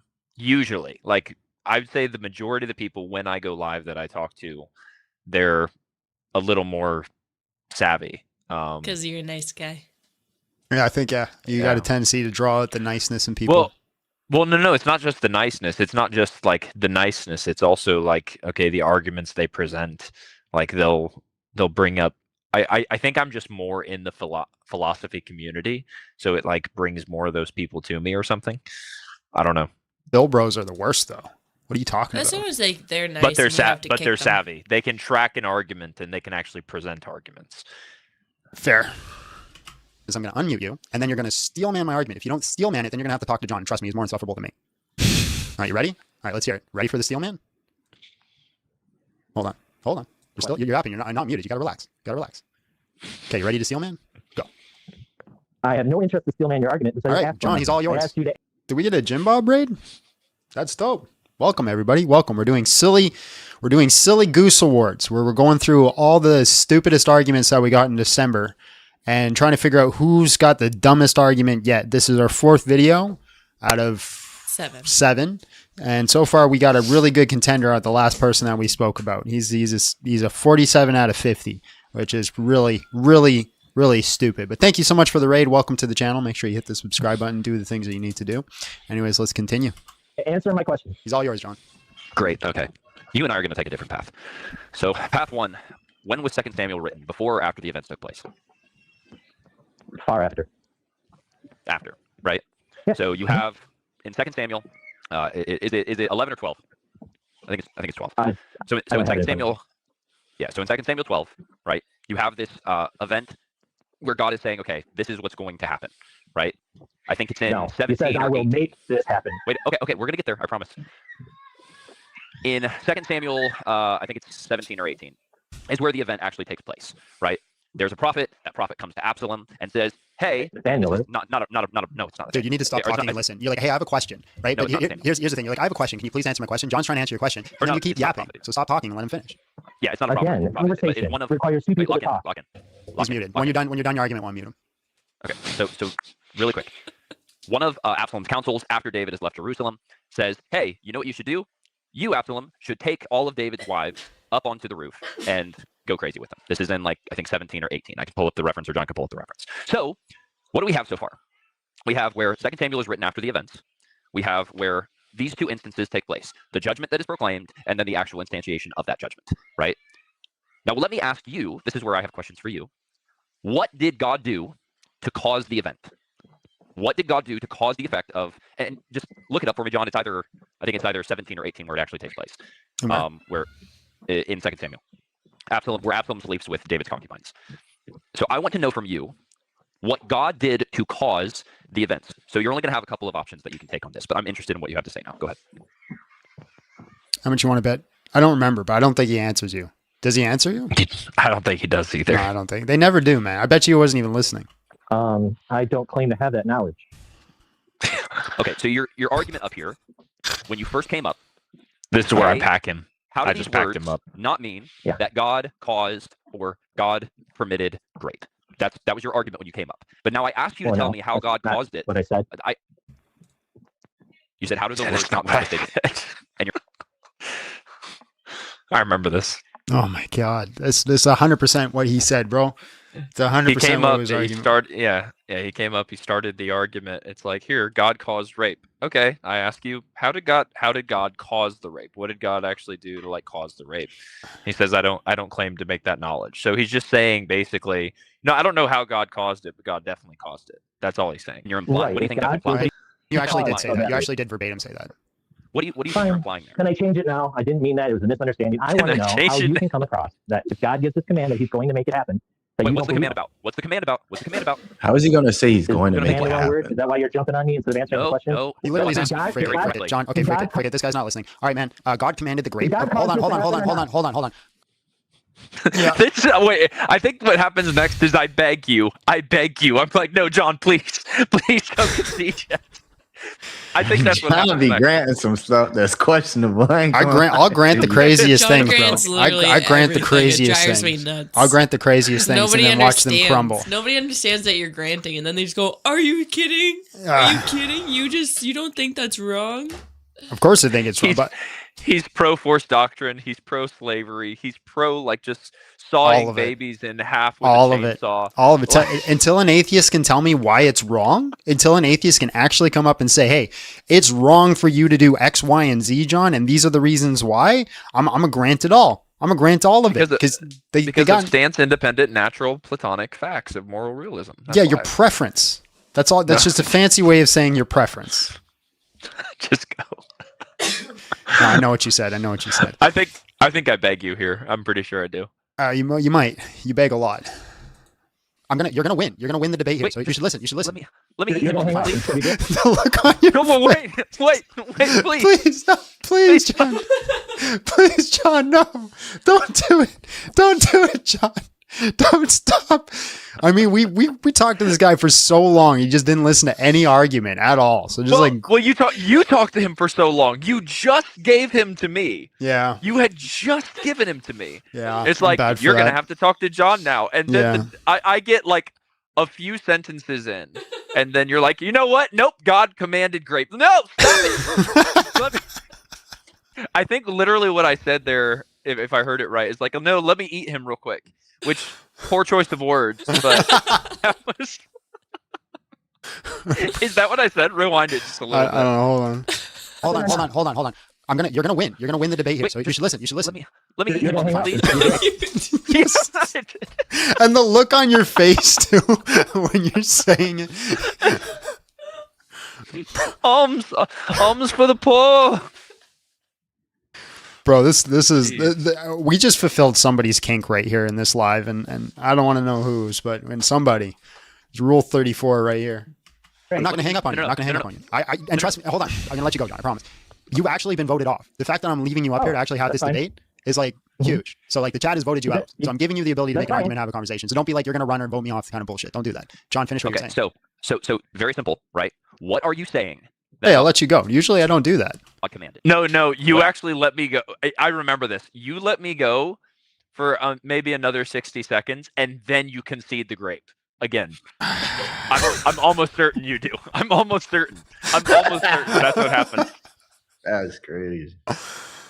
Action. Commanded was the wrong word. I took it back. I could tell. I could see. Like I know me well enough to know that I'm really pissed off right here. He really annoyed me. I realized you had what are you saying? Okay. No, I don't care. I am saying that God made the rape. Made what? Sorry, grape. The grape of 10 women on top of a castle or whatever the place was. I don't even know the details because I can't think right now.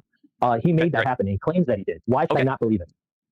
Great. Okay. So what I'm asking you is, how do you think, right? When you said, "Oh, that wasn't my contention," I just asked you, how do you think that God caused that to happen? When we look at the narrative just a couple of chapters later, and we see what actually causes the event. So my question for you is very strict. It's very specific. What is it that happened to where God caused the event? I assume, and I'm making an interpretation, and no way I should be the source on this material, but the same way he hardened Pharaoh's heart is the same way he caused this thing to happen. He mind controlled people. He made it happen. Does it say that? Does it say that anywhere in the text? Dog, he mind controlled them. He literally controlled them, yeah. He literally entered the mind of somebody and then went in and graped somebody. So not only the fact that he made the grape happen, he himself was doing it because he was I actually raises a question. If you mind control somebody, you want to do it, do it. Just do it. Okay. Like what does that mean? Oh no, I lost the space. Oh no. Oh God. Oh, how far were we in that? Just real quick, how old are you? How far were we in that about here? But like, bro, that raises like the philosophical question, I guess. If somebody mind controls somebody else and forces them to do a graping, who did the graping? The person controlling them. So then that his argument is literally not that God allowed it to happen or made it so happen, that God literally did it. Yeah. He's saying God is actively involved in the action taking place in such a way that he made those the absolute individuals cause. do it. Like, yeah, I'm gonna just use them as an instrument. Yeah. Go ahead, do what you gotta do, buddy. I know you can't stop it, but hey, just gonna let this happen. All right, let's see if we can find our spot where we lost. Hold on. You're yapping. You're not muted. Steel man, your argument. All right, John. Samuel is where the event actually takes place. Lock in. He's muted. When you're done your argument, one mute him. These two instances take place at 17 or 18 where it actually takes place. A little more. And you're implying. Right, What do you think that's implying? And you actually did say that. You actually did verbatim say that. Okay, and trust me. Hold on. Cue that. What action? Commanded was the wrong word. I took it back. I realized you had a problem. What are you with that saying? word.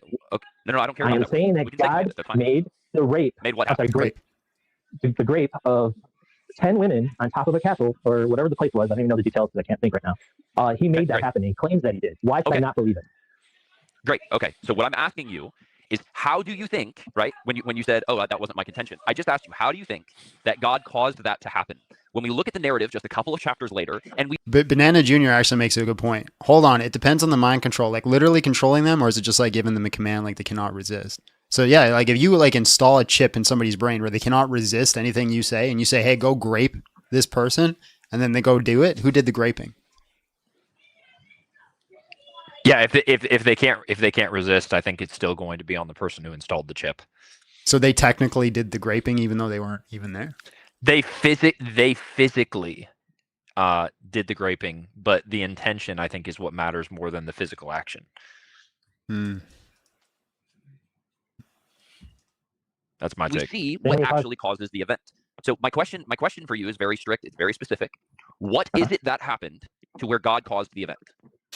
I assume, and I'm making an interpretation, and no way I should be the source on this material, but the same way we're back on track. Is the same way he caused this thing to happen. He mind controlled people. He made it happen. Does it say that? Does it say that anywhere in the text? It says he caused it to happen in the text. No, does it? No, when it actually takes place in, I think it's 2 Samuel 17. When it actually takes place, does it say anything like that? But I don't know why that's relevant. Did God not say that he caused it to happen? Because you're adding to the text. Because you're adding to the text. My God, this guy's trash. I'm literally not. I'm literally not. I'm reading the exact hardening statement. Pharaoh's heart. Wait a second. Hardening Pharaoh's heart is in the text. Yes. I believe so. Yeah. When you're saying God caused this thing to happen, right? God is the direct cause of the events that happened, right? And it's not just because you know that we believe God's omniscient, right? Yeah. So you also believe that God knew it was going to happen, right? Oh yeah. Yeah. So when it's pronounced as a judgment, God already knew it was going to happen, right? Yeah, I agree with that. Yeah. Okay, great. Within the text, can you show me any instance in how God caused it to happen rather than just foreknew it and pronounced it as a judgment? Because he directly makes the claim. Why should I not believe it? See, he's not listening, John. All right. So you're not. You're absolutely. I'll let you go longer than a minute. Okay, it might have been 2 minutes. Yeah, but like he conceded every one of your premises and then got right to the end and is just like, nah, but my point though, like he was not listening. So you're gonna win. You're gonna win. You're gonna win. I'm gonna give you. Listen, Linda. God, you're gonna win. great. You're gonna win. If you shut up, you're gonna win. You're gonna win this debate. You're gonna get a W. You're gonna get a clip. You're gonna be able to do whatever you want with it. I'm gonna grant it. I'm gonna say, stop talking for 5 seconds. Stop making assumptions. Oh my God. Shut up. All right. God commanded the grape. He had it happen. I want to grant. Why is it bad? Oh, you want to have the moral argument? Yeah. Because God is a mind. Subjective is defined as things that come from the mind. Therefore, God's opinion is subjective. Therefore, you guys follow divine command theory. And divine command theory, whatever God says is true, must be true. We don't follow divine command theory, so why is it bad? Right. Oh, I made an assumption like you did. My bad. It's bad because my preferences are that it's bad. Okay, well, my preference is that it's good. Your preferences is to follow God. Yeah. All right. Yeah, my preference is that it's good. So now what? Now what? I think you're a monster. I think based off what standard? Great. Based off what standard? Your standard? I think you're a monster based off my standard. Now what? Listen, it sounds terrible, but the argument goes undefeated.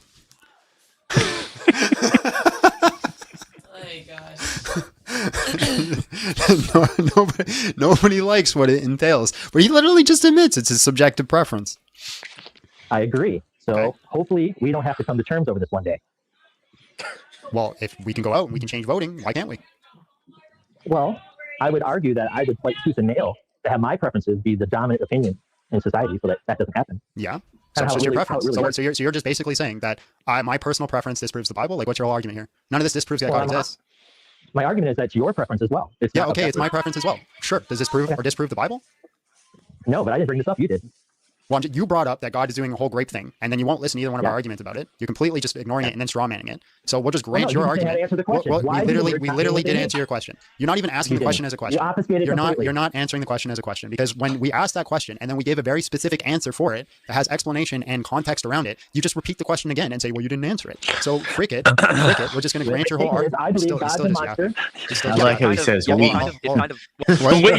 So both Johns are placed. Yeah, you brought me in. Yeah, absolutely. You brought me into it.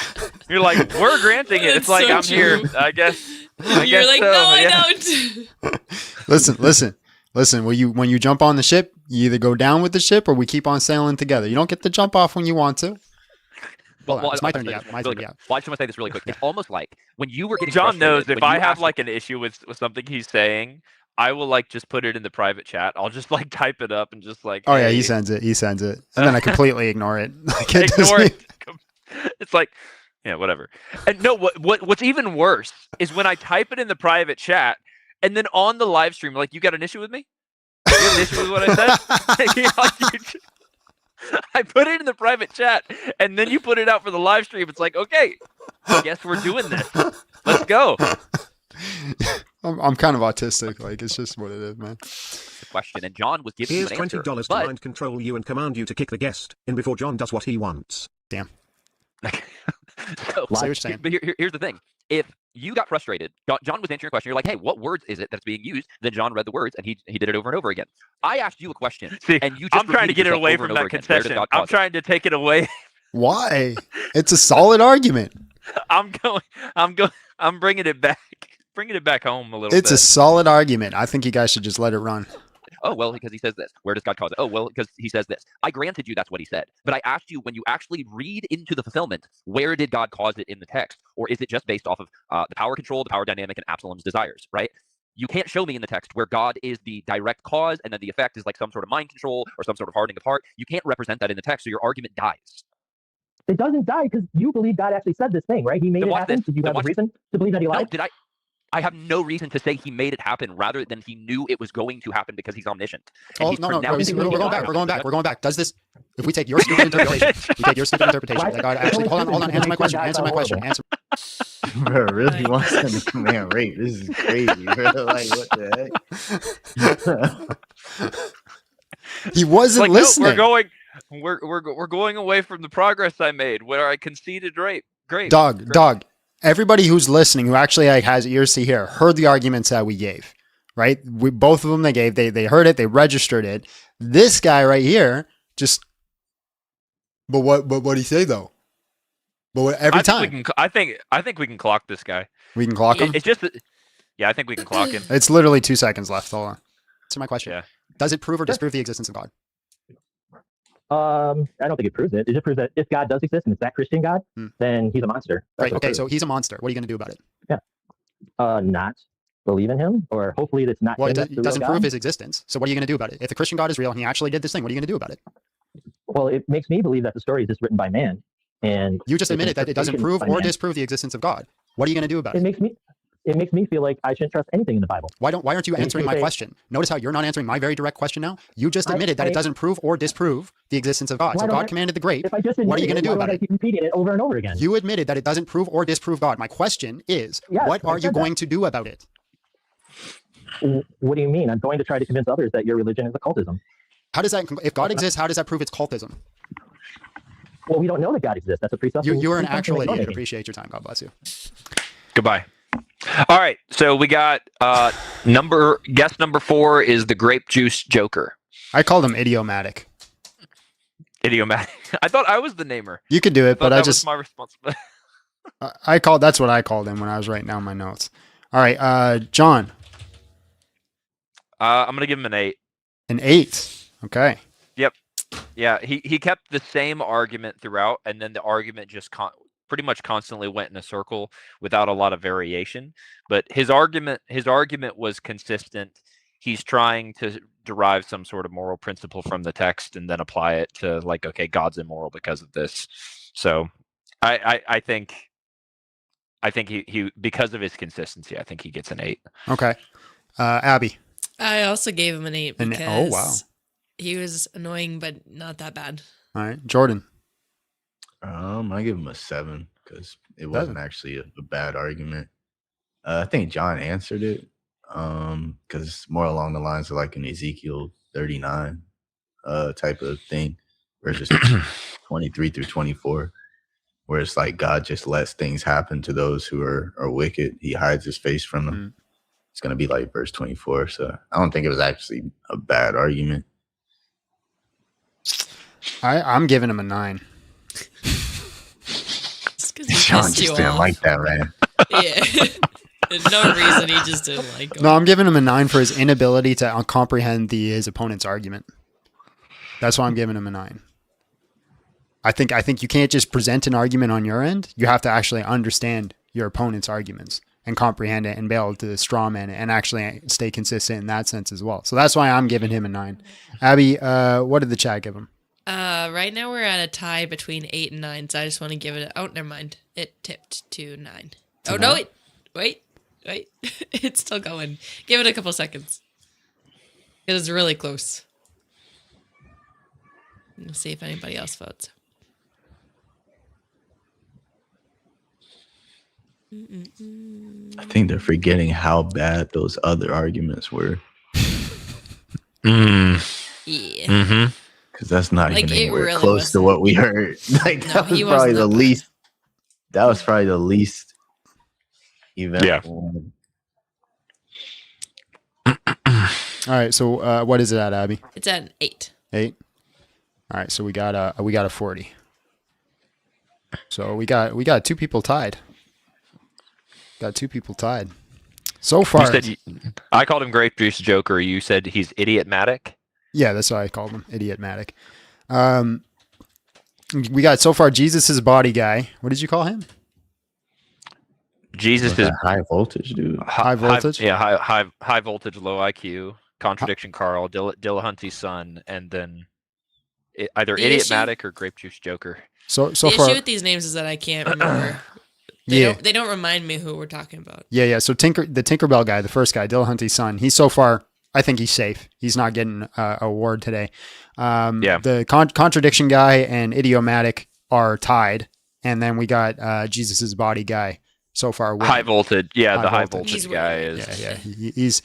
Yeah. He's up there. We got another one. This one featuring Jordan. Hello, how are you? And just real quick, how old are you? Hi guys, I'm Jess, 26. Just brief background. I work in a special educational needs department in a school. Oh yeah. This is the special needs lady. Yep. Oh wait, this is special Jordan needs. roasted her. Oh my god. Just roasted her. Yeah. Oh, this is special needs lady. Yeah, hold on. Wait, like your debate? She is. Hello, how are you? Oh, she's special. You'll find out, John. You'll needs. find She's out. 100. She's special needs. I'm ready to listen. Well, okay, yeah. Let's not spoil it. How old are you? Hi guys, I'm Jess, 26. Just brief background. I work in a special educational needs department in a school. Oh, Jordan was saved, bro. You're in luck. Accent. What? She works with special needs. I'm not. Okay, well that wasn't necessary because special needs is a variety of things, including ADHD in the UK. Yeah, it's just saying Jordan's special needs and he needs help. That's all I'm saying. I help John. Yeah, but you're saying it in a derogatory way. Bro, I literally am diagnosed with like special needs things. Like, chill. It's not that big of a deal. So you're in luck as well. Yeah. You're in luck as well. Yeah. Lucky you. Cool. So you're both in luck. Cool. So yeah, we work with a range of things. I was actually born and raised Mormon for 8 years. Didn't really work because my parents were British and were very cynical. So obviously we left when we were I was 8. My mum was about 56. Okay. So I do what's have your a good argument against understanding of Christianity? religion. So my argument against Christianity, having been raised in it, is But you weren't raised you're Christian. saying You were raised Mormon. Mormon. That's not Christianity. That wasn't Christianity. Yeah. Of course it's not, but it's got the base of why should I believe in a higher being? That's not our an argument. argument. Why should I believe in a higher being that can? Oh, sorry. I already know what I'm giving her. Okay, so what's your argument?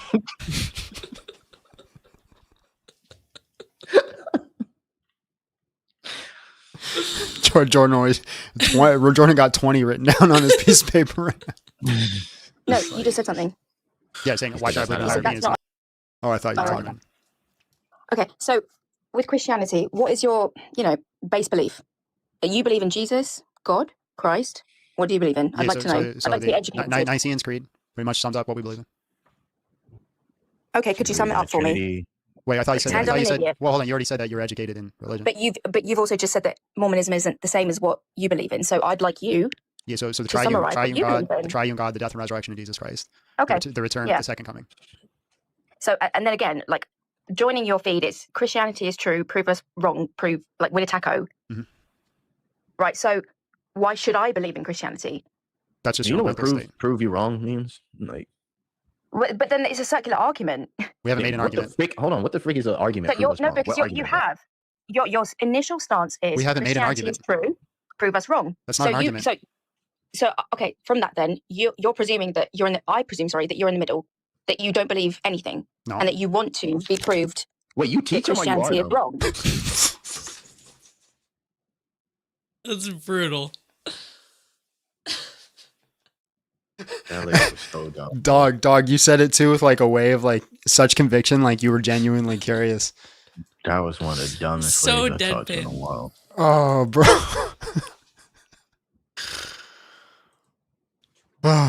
No, I'm just going by this initial like. Wait, you teach Christianity is wrong. No, I'm just going by this initial like. You can hear me in the back of Jordan. And it says Christianity is true. Yeah. So do you have an argument against it or no? Win a taco. Yeah. Are you trying to win a taco or no? Well, I am. If you'd listen to me. Okay, so what's your argument? I don't think you'd get me a taco, but wait, I absolutely 100% would. Yeah. Just answer this question. Can you prove Christianity is wrong? Yes. Okay, do it. Okay, how? So Christianity is true. Prove us wrong. Win a taco. I would like to ask, prove us right. I don't want a taco, but I'd love to. That's not an argument. And then I will. She might be a contender. Yeah. She might be a contender. We're gonna see. All right, well, she hasn't said anything that's like right now. She's a 7 for me because she just hasn't said anything. Just wait. Okay, hold up. She can't even get past prove me wrong. John, John might save her, but the only thing she said is that the question on your live is a circular argument. That's the only thing I've heard so far. Watch this. Are you atheist? No. What are you? agnostic. I've got no idea what's out there. I believe in science. I mean, I studied neuroscience, psychology, and physics at university, so I've got no idea what's out there. But Can you I'm prove always that interested in hearing other people's opinions. Jordan, what do Can you you prove want that to Christianity? Okay, all right. Right there, she gets points from me. Right? Mm. Just a little bit, just right there. Mhm. The moment she says, "I'm not an atheist, I'm agnostic because I have no idea," Right. immediately you get points from me on that. Because Yeah. how many sympathy. people? How many people do we? Not just sympathy. We're giving participation points now. I guess. No, do you know how many people we like? I know you talk to them too. The amount of people that are like just like the new atheist, I'm an agnostic atheist type deal. Yeah. She's just like, hey, I'm straight agnostic, and that's like W, right? Yeah. I'm on board with you. I'm on board with you. Yeah. This might be one of those ones where Jordan just really didn't like her too. So she, no matter what She's Anybody bad. who can't even get past what the freak prove me wrong means, automatic handicap. Hey, my position could change. Can I prove it's wrong? Yes. Well, that's a very good question. And in the same way, can you prove it's right? No, there's Brother, arguments. can you answer a question? Would you like me? So you would like me to provide evidence as to why it's wrong? Yes. Would you like me to do that? Yep. Then say that. That's literally what the title says. She's handicapped. I'm telling you, she's handicapped. So you want me to do what the prompt says and prove Christianity wrong? Oh, dog. That was kind of wild. Dog. That's what you expect me to do? All right, let's keep going. That's silly when the argument you've got is Christianity is true. Why are you always looking for something, bro? Where is it? He's looking for their brain cells. I'm looking for cameras to make sure nobody's playing a joke. This is so stupid. Wrong. Yeah. What does prove us That's wrong? what the prompt means. You're supposed to be in school right now. You escaped. An argument. You teach children? Not American ones, apparently, because Not if I taught American. you, Canadian then. Yeah. So you teach kids? Yeah, I because would like look so disgusted if I was you. if it's in the UK, I'm gonna make sure my kids never go to school in the UK. Okay, well, thank God you don't have special educational needs kids, because if you were the way you are with them, they wouldn't have a lot of luck in the Abby, world. what did you do for a living again? And that's really sad. Hold on, Abby, what do you do for a living again?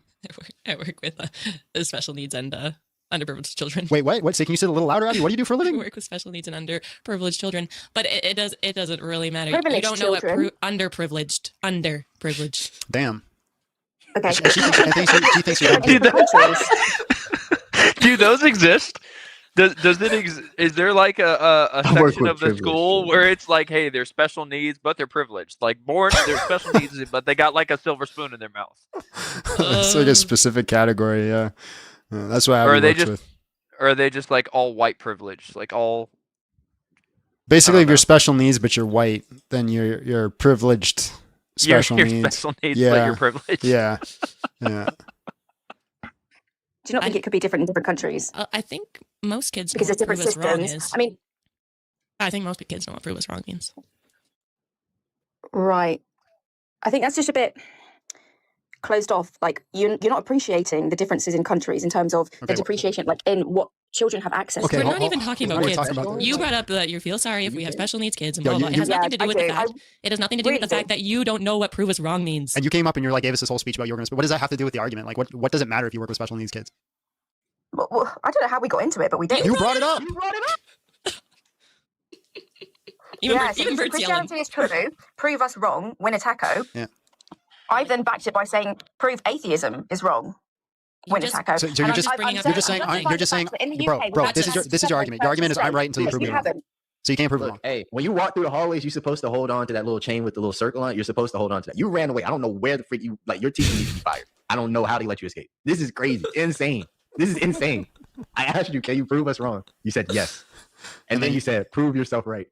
So you're just saying I'm right until you prove me. Hey, what's so hard about it? Can you just say you can't prove us wrong? And then we just answer the questions. You still there or what? Oh, apologies. Hello? Yeah. So can you prove us wrong or no? What would you like me to prove? Are you talking about religion as a whole or specifics? Christianity. Can you prove Christianity false? If you can't prove it false, then we can get into the whole argumentation. Dog. I'm telling you, she's an idiot. She's special. I'm telling you, she's handicapped, bro.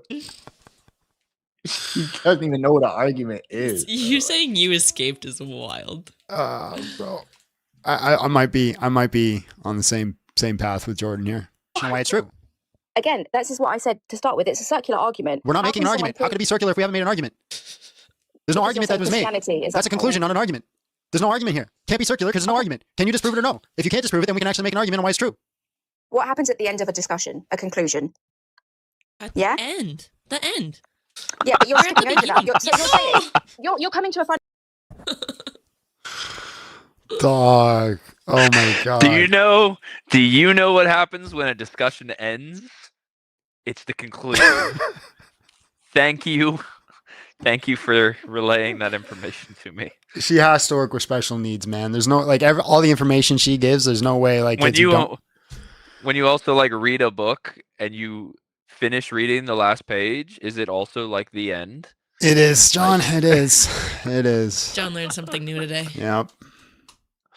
Final conclusion of atheism or whatever is this: there's no room for debate.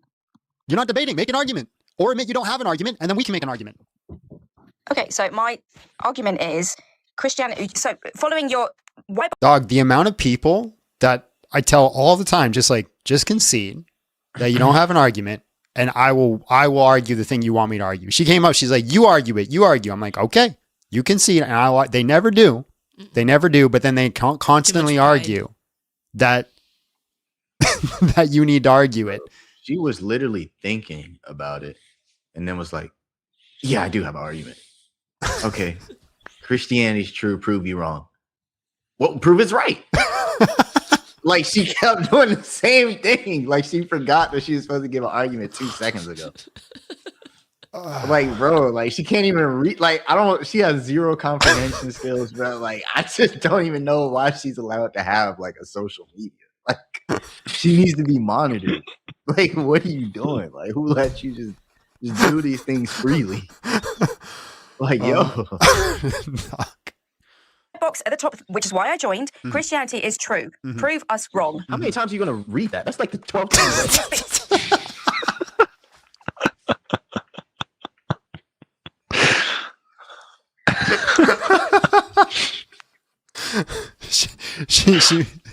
She might win. I'm almost certain that she even reads it again after. Almost certain. You keep saying that I'm straying from that. Listen. If I was you, this is what I would do. If I was you, this is what I would do. I'd say, hey, Christianity is true, proves wrong. I don't have an argument to prove you guys wrong, but my question for you is, can you prove it true? That'd be solid. That'd be solid because then you admit that you don't have. No. You said I do have an argument to prove you wrong. What is it? No, that's not what I said. My initial question was, Dog, yes it is. You prove You're straight up lying now. You're straight up lying now. You did say I have an argument to prove you wrong. Said, do you have an argument? And you said, yes, I do. And then you said, oh my word, you're straight up lying. Anyway, she's been voted off. Yo, should I go back and prove that she said it? Because I got it recorded, or should we just move on? Just move on. I'm asking the chat, not you. All right, well. Just kick her. All right. Well, she left on her own. She left on her own. Because she straight up lied. Straight up lying. She gone? Straight up lying. Yeah. Yeah, I think we moved on after that. Yeah. No, she left. Okay. Yeah, she's gone. Okay. Well, I'm giving her an 8. I'm giving her an 8. An 8? What? John. No rhyme or reason behind this is ridiculous. No. Hold on, let's hear the argument. Let's hear why you're giving her an 8. Let's go. Okay. Reason I'm giving her an 8 is because she never actually presented like any sort of thing. She just did not. So, what information are you going based off? Well, no. I actually think it's smart to not accept the burden of proof. Like, if you can avoid accepting the burden, you think that's what she was thinking about when she said that? You think she was like, you know what? I'm going to come up here and not accept the burden of proof. I'm going to make sure they have to stick with it. The lady who had to read that title like 15 times. No, I understand. Same thing. So, okay, where she screwed up, where she said like the question is a circular argument. Yeah. Okay, obviously that's false, right? Right. She doesn't understand what a circular argument is. That's just like low IQ points on her for that. She said that she's agnostic. She didn't say she's an agnostic atheist. She gets points for that, right? But then the rest of the conversation. I'm giving Little John a 10 for that one. Me too. Keep going. Yeah, but then it was just like, hey, you want me to accept the burden, you want me to accept the argument, but then she just refused to do it because I do think that she understood that if she says yes, I can do it, and then she doesn't do it, then she's obviously going to look really bad. She looked Ain't no bad way. anyway, but She did say yes, I can do it. but she never I never did it. proceeded to say that. And then she said she never didn't did say it, though. it. All right, so I just don't so think she there did was enough. say it. I don't think I'm going to give it an 8. I don't think there was enough substance. you in don't order want to change that? No, I'm going to keep it at 8. Okay, Abby, I'm going to keep it at I'm 8. giving her a solid 10. a solid 10. Solid 10. Mostly, not only because she's stupid, but also because there's nothing I hate more than virtue signaling, and that's what she came up with first. Yeah. She's just like, I work with special needs kids and blah, blah, blah. That has nothing to do with anything we're talking about. And she couldn't handle your joke. Why can't I bring up You're making fun of him for being special needs. I can't believe it. I'm actually mad. Jordan? She couldn't even get past the prompt. That's an automatic 10. Like, she didn't even understand. Like, it's a 10. She's handicapped, brother. She's special needs. It's almost wrong to call her a silly goose because she's handicapped. You don't make fun of handicapped people. Like, that's just messed up. It's the blind leading the blind, literally. Like, I know they let special needs people teach special needs people. There's just too little substance for me to give her that high. Exactly. That's the point. There's just too little nothing there. substance. Nothing there. Oh, dog. I'm like, I don't know what she's capable of. Like, that's why I'm giving her. Like, I don't know what Nothing. she's capable of. Not Actually, capable like, of start anything. That's the presenting. point. She's incapable. No, I do. That's the point. I think she is capable. I No, just she's think not. she couldn't get What past about it. I that do. conversation made you think that she was capable of anything? John's inner What do you think she's pastor is capable coming of? out. Maybe reading. Maybe she's capable of reading. But She not got the words out. comprehending. She did read it. But did you know those are two different skills, reading and comprehension? Okay, I'm stuck. I'm you're not. No, I'm genuinely No, stuck. you're not. I'm going to explain. Let me explain. you're Let me not. explain. Let me No. explain. No, I'm no, no. stuck between 9 and 10. No. And the reason I'm stuck between 9 and 10 is because she did take the genuine, proper agnostic position. You're only saying that because John said that. Well, It John doesn't did say it, count but if John you brought just up a don't good know point. anything. I don't think that's a good point because I think she's just well, too dumb to she take un- any stance. Well, no, because she understands the difference. She understands. She did articulate she's not it. an atheist.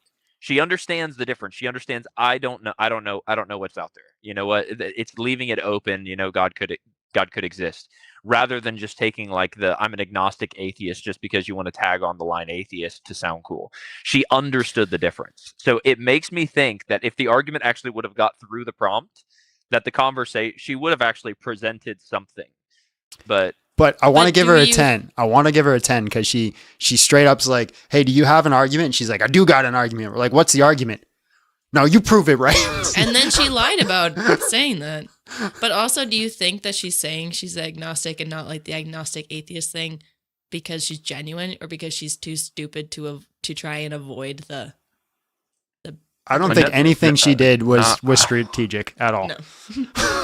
There was no purpose behind it at all. Not a Like, I thought don't think behind she it. was like, I'm going to be honest and say I'm an I agnostic. just don't know Like, anything. man, That's what she I don't said. know. I just don't think there's enough substance in the argumentation in order to. What argumentation? judge There was it. no argumentation. You knew Exactly. what the argumentation was. Okay. Exactly. Hold Which on. is why what- I can't judge the argumentation. I don't know if she's the silliest goose based off of She anything, might 'cause we she didn't might pass the win. prompt. Silliest. She might win. Steph silly. Abby, what did the chat say? I haven't put mine down yet. I'm still. 10. The chat did a solid 10. 10. A solid 10. Give her a 10, John. I'm not, Peer I pressure. I can't feel do like it. I'm being Peer peer pressure. Do pressured. it. I feel like I'm being peer. Not you, me. You've Oh, already okay. given your Well, 8. You were Two confident. Johns. 2 Johns. No, John, I've given up hope on you. I want to give her a 9 No, because you of the don't. atheist thing, but No, I'm you feeling peer pressured by my wife. She didn't say it because she's honest. She said it because she's dumb. No, 'cause she took the genuine atheist or agnostic position. It's not genuine if you don't even know what you're doing. Like, she's just doing stuff. Like, she just Like, I don't think she I don't even know knew. what- She But probably doesn't defined even it. know. She defined No. it. But She probably defined doesn't it. even She know what defined it properly. Like the we agnostic are atheist judging thing. things based off of people defining a word. This is how low we have. This is how That's low because we there have was stooped. so little. She defined Like, a word. wow. Wow. Good job. She gets a gold star. Yo, you know what I'm gonna do? I'm gonna let the chat decide for me whether I should vote for a 9 or a 10.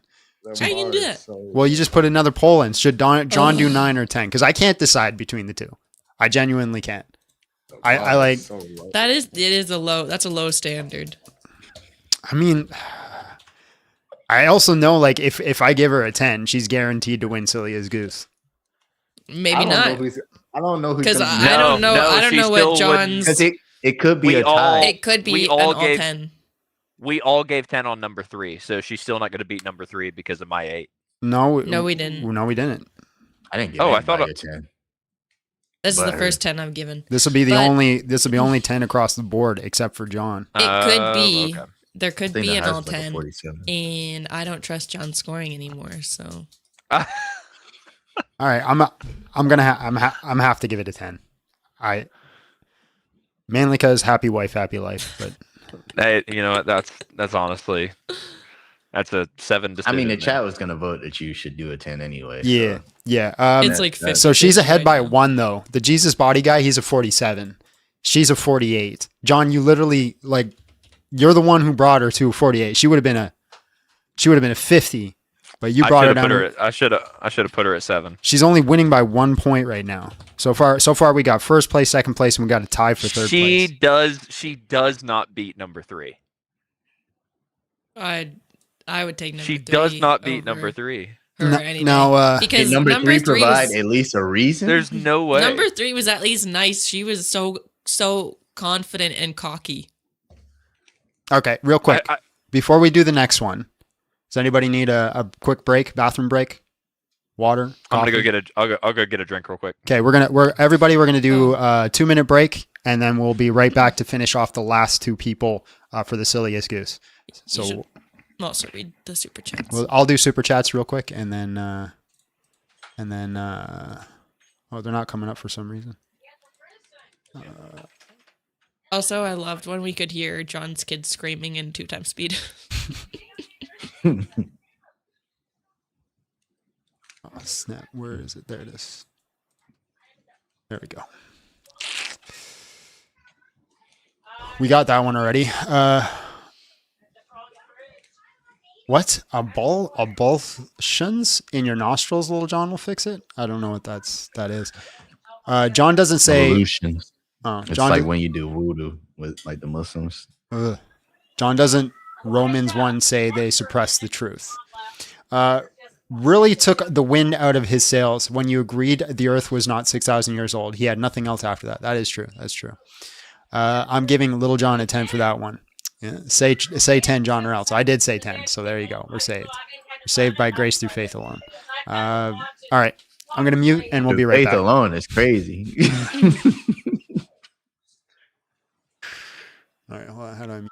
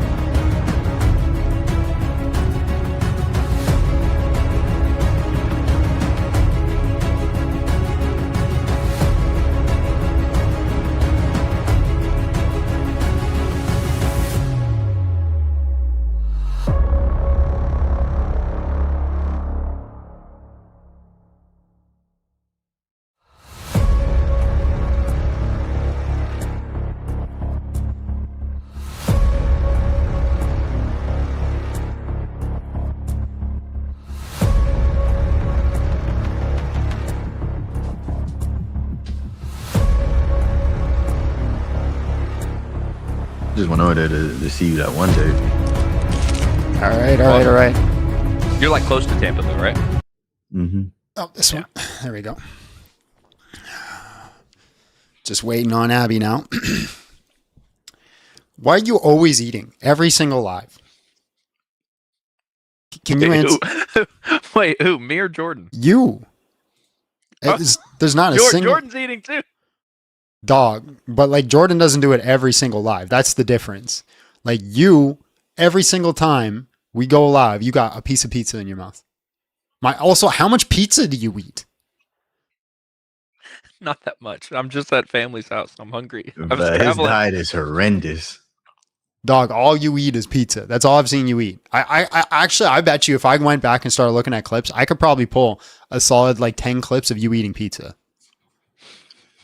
That's what you should do. You should edit a video. Just get all the clips of me eating. Just put it into one video. Send it to me. Just straight pizza all the time. All the time, bro. It's on that. Well, I mean, it's got all the members of the food group, right? You got bread, you got cheese, you got meat. What are you missing? Sometimes veggies like this. This is just pepperoni right now. Yeah, you gotta get some veggie on that. You gotta get some veggie on that. I also think that John's score was so low because he didn't have to deal with that personally. Maybe that might be it. But no, I can't say that she's worse than number 3. Then Jesus' Number 3 body was guy? so bad. Yeah. Yeah, you can eat it. Christianity is just fear and indoctrination. So these are the points I have for 3. Christianity is just fear and indoctrination. Atheism is indoctrination. And children go to hell if I teach them atheism. Santa's like Jesus. We can't find Jesus' body. God isn't real because if he was, he would like fix the electricity to where we didn't have to pay electric bills. Notice those are arguments, though. And you're an atheist to all other religions. Yeah, but I think the arguments are so bad. The arguments are so bad that we can like say, okay, your arguments are 10 out of 10 horrible. She didn't even know how to give an argument.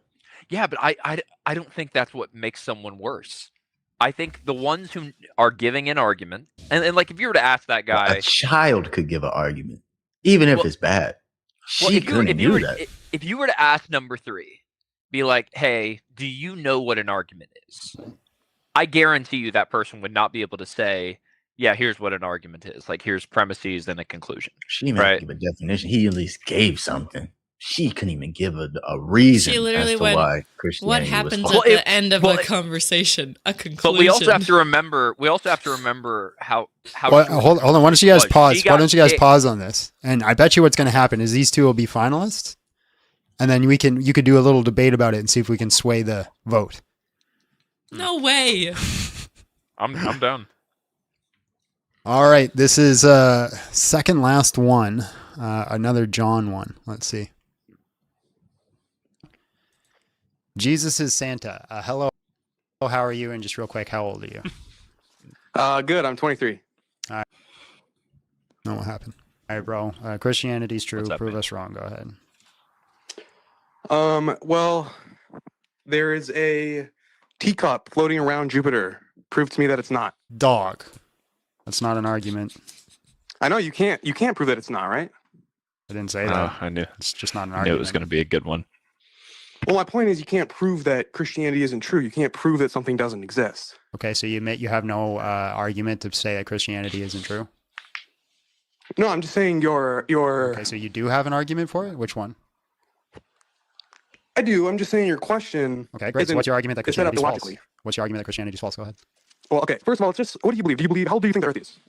So your argument is questions? What's your argument? Well, I want to know what you believe so I can disprove it. How old do you think the Earth is? I believe Christianity is true. Okay. Does Christianity say the Earth is 4.5 billion years old or around 6 to 10,000 years old? It doesn't say either. Okay. What does it say? It doesn't. Okay. Does it say the Earth was created in 6 days? It uses a poetic nature to talk about the creation account. It doesn't literally say it was 6 days. So is the Bible all just poems or is it historical fact? The poetic parts are poetic. The non-poetic parts are non-poetic. And you just pick and choose based on what fits your beliefs? No, we use textual criticism to understand the context. Do you have What's an the argument or difference? just questions? Yeah, the argument is it's all made up by man. Okay, prove it. And that you can pick and choose the pieces that aren't to fit your narrative, or you can take the So, entire book as truth. hold on. So the conclusion is it's all made up by man, right? Sure, yeah. Okay, so then what are your premises, your argument that lead to that conclusion? Well, it's very hard to argue that when you say, well, some of it's poetic, some of it's true. So what is your argument? My argument is that it's either all true or it's all false. And you can't pick and choose. You can either believe the Bible or you cannot believe the Bible. So premise one is either it's all true or it's all false. Okay, what's your second premise? I don't need a second premise. So then that's your conclusion. Dog. Amen. Amen. Amen. Amen. What do you think, Jordan? Is he's a bit smarter than the last girl, or what? Oh, he's smarter. He's smarter? Is he? I think he I actually- can forgive this. Yeah, he understood what proved me wrong, man. So that Yeah. means that he knew to actually do something. He's working in the right direction. Like, Yeah. I didn't know. He's about, still dumb. He's an idiot, but I don't know about like premises and syllogism and everything until you started studying logic. So I feel like when people come up and like don't fully grasp the like premise one, premise two, conclusion kind of thing, I'm like, okay, that's okay.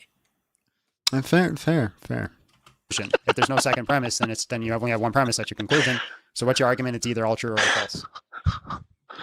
I don't. What do you mean? If it's how is it either not true or not false? But on the same note, there, Abby, if you're going to come up with the condescending Jesus is Santa attitude, you don't get the hand-holding grace of like, okay, I get that you don't understand syllogisms. I understand. But I think if you act like you're philosophical and then you do something like that, then you're like, all right, yeah. Yeah. But I think he just came up and like, because a lot of people just come up and just like don't know that there's like philosophy of religion. They don't know that there's actual arguments for God and all these different things because they talk to people that don't know anything, and then they think that they know everything. Speaking of which, did you guys see that Graham Oppie on Alex O'Connor's video admitted that there's no good arguments for God, but there's also no good arguments against God? Well, that is true. Yes. So here's the thing with Graham Oppie. Graham Oppie doesn't think arguments work in order to convince any rational person. So he actually rejects arguments as a method that leads you to truth. So the reason he says this is because of that kind of background. And so when Alex asked him, what's your favorite argument against God's existence? And he says what he says, and Alex is so taken aback. Like, this is expected from Graham Oppie because of how Graham Oppie talks about arguments to begin with. Old Major 4910 comes in 499. Silliest Goose Award goes to John for shaving that. I don't know what it says. Something beard. What did it say, Abby? Something beard. Sexy beard. Sexy beard. Thank you for calling it sexy. But how are you going to come He's at not me? talking to, I don't know if he's talking to you or me. Dog. I just shaved my whole beard off. Chill. I ain't talking. Well, about my beard is also dog. gone. I'm trying to have a dialogue here, and you jumping in, trying to make it about you. All right. I just don't know. We don't know who it's about. That's all I'm saying. Dog. My argument's still going to stand here. All right. How are you going to come in and talk about either me or John's beard? It's clearly, obviously me. But are you going to talk about me or John's beard and say, how are we going to shave our beard off? When your profile picture, bro, you look like baby's bottom smooth. What was... I mean, I don't know if that's you or not, though. But yeah, thank you very much for calling It's it like his sexy. swim cap on or Sexy. something? I don't know. I don't know what's going on. But thank you very much for the support. Also, why is sexy blurred out? Like, how can you Because pick and sex is choose? a swear word. Well, no. Yeah, so I don't want to answer you're questions. I want an already- argument. Okay. So if you say The your Bible argument only is has one written, premise, okay, I'll give you an argument. Okay. Premise one, it's either all true or it's all false. Premise two, the Hold on, Bible slow down. was I want written to write as it down. though I want to write it down. Okay. Premise one, it's either all true or all false. Okay. Premise two is what? The Bible is written as though it is all true. The Bible claims all true. Okay. Conclusion. What's the You conclusion? either believe that it's all true or you don't believe it. What belief states have nothing to do with conclusions. What's your conclusion? That doesn't even follow at all. Like that. No. That's just a bunch of premises. welcome to non sequitur. Conclusion is you can't believe that the Bible is true and some Well, you of it just is used a false. belief state again. A belief state has nothing to do with conclusions. What's your conclusion? My belief is, I don't understand. I'm sorry. I don't know how to like have a like structured debate. How can you say that the Bible is true when you don't believe parts of it? Never said that. Never made any claims towards that. Okay, so was the Bible created in 6 days? The Bible, sorry, no. the world. No, the world. It was just a slip of the tongue. You can't take points for that. No, the world Yeah, was I'm not created taking in 6 days. So then why does the Bible say on the first day God created this and then on the 6th day he was done or whatever? It's poetic. Okay, well, what's the poetic, like why is that relevant? Why make it poetic? Why not just tell us how it was created? That's asking me to assume motives. So then now you're asking me to argue the affirmative. So do you have an argument or no? It seems like you're like, listen, if you're willing to, a little bit of sophistry. If you're willing, look, I'm not angry. Sophistry would be if I was making an argument. To be a sophist, I have to make an argument. I'm not making an argument. I'm asking you to make an argument. But if you want to make, I like how right here, his argument was so dumb that we didn't even address it. Like he just gave you 2 premises and a conclusion, or what he thought was a conclusion, and then instead of us addressing that, what you wrote down at all, we're like, oh my gosh, this is so stupid, and then you just looked at him and like, listen, you haven't given an argument. Nope, try again. Wait, so John, is this guy worse than the girl? You can't give a point yet. Yeah, I think he's worse than the girl. That's so wild. That's so This wild. dude's allowed to vote is crazy, bro. You don't have an argument, then we can actually make an argument. That's that. Listen, we've been live now, 4 hours, something like that. I've asked almost everybody who says that I have to argue the affirmative. I said, fine, I'll argue the affirmative if you concede that you don't have an argument. Are you going to be the one? Are you going to be the final one who concedes and says, hey, hold on. Are you going to be the one that concedes that? Hold on. Are you going to be the one that concedes and says, I do not have an argument to disprove Christianity? Are you going to be that guy? If you do that, me and John will argue the affirmative of Christianity. What I am saying is that it is illogical to request an argument to prove a negative. Prove to me that there is no teapot orbiting Jupiter. Hold on, fine. That's fine. That's fine. Hold on. That's fine. I'll even grant that. Granted. We got to granted for no reason. Just grant it. I don't know why you granted that. You'll see why in a second. But John, you and I got to figure out a system where I can let you speak more, because I could see your anger that I cause in you. I gotta figure it out. No, I don't get angry. I could see it. Look in your face. Logical to request an argument to prove a negative. Prove to me that there is no teapot orbiting Jupiter. Hold on, fine. That's fine. Please. That's fine. Hold on. That's fine. I'll even. He said, please. Grant that. So then you admit that you do not have an argument against Christianity. Sure, I can say that the premise, I just don't know what you mean when you say Christianity. Do I believe that Jesus rose from the dead? No. Do I believe that Earth was created in 6 days? No. Do I believe that Christianity is true? Do I believe that some people believe that shit? Yeah. Yeah. So you're talking about sophistry there. I think you know my rhetorical goal. My rhetorical goal is to say that Jesus Christ actually died and resurrected, and the triune God is real, and he's going to return. He's going to have a second coming. That's a metaphysical fact of reality. That is what I believe. Do you have an argument against that? Yeah, it's physically impossible. That's a conclusion. Okay. Christianity is not real, is my conclusion. Okay. Premise 1, it is impossible for something to die and then resurrect. He starts with his conclusion and then offers his premises. It's not illegal. It's not illegal to do it. I know it's not. I think he like realized though, because he was like, Christianity's not true. That is my conclusion.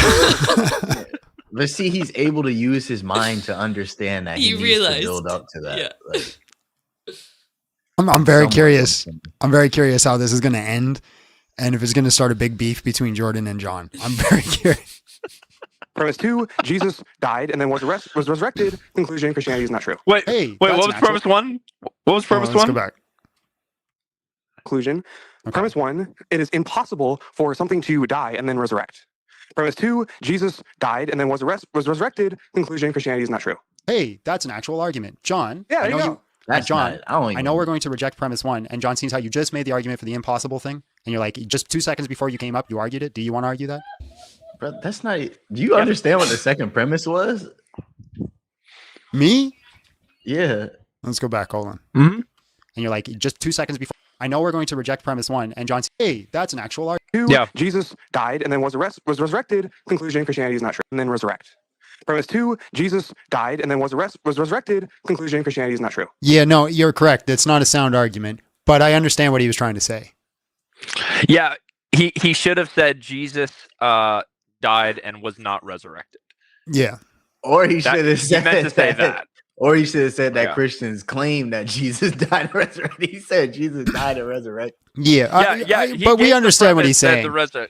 I offered him charity here because I understand he's trying to argue against the resurrection. So Yeah, but no, you're right. That's not a valid argument. Hey, that's an actual argument, John. Yeah, I know there you John. I know we're going to reject premise 1, and John sees how you just made the argument for the impossible thing, and you're like, just 2 seconds before you came up, you argued it. Do you want to argue that? Yeah, sure. I will. Talking to me? Yeah. So we're both going to disagree. We're both going to disagree with premise 1, where you say it's impossible for somebody to resurrect from the dead. Okay. Yep. Is this the golden penguin? Yeah. So, I think so. Yeah, I think this is golden penguin. I think so too. It was one of those lives. I can't remember. Is it possible for God to exist? No. Well, okay, let's define God. A being with unbound power. No. Yeah. Okay, so it's not possible for God to exist. Nope. Okay, so let's start there. If it's not possible for God to exist, what's the logical contradiction in that being's existence? Proposition and its negation, please.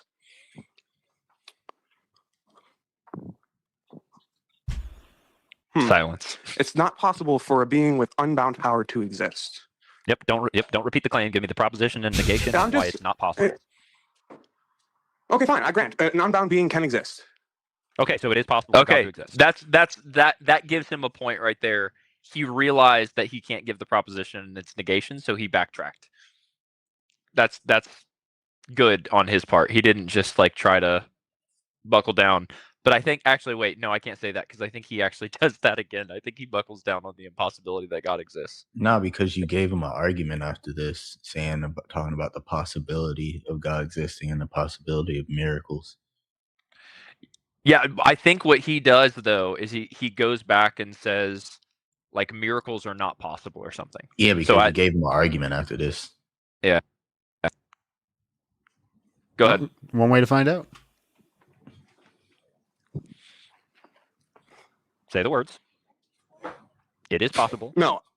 I reject the conclusion. It's impossible for reject the conclusion. being... I'm repeating what you said. Yeah, I know, and I'm retracing my steps. I'm walking that back. Okay.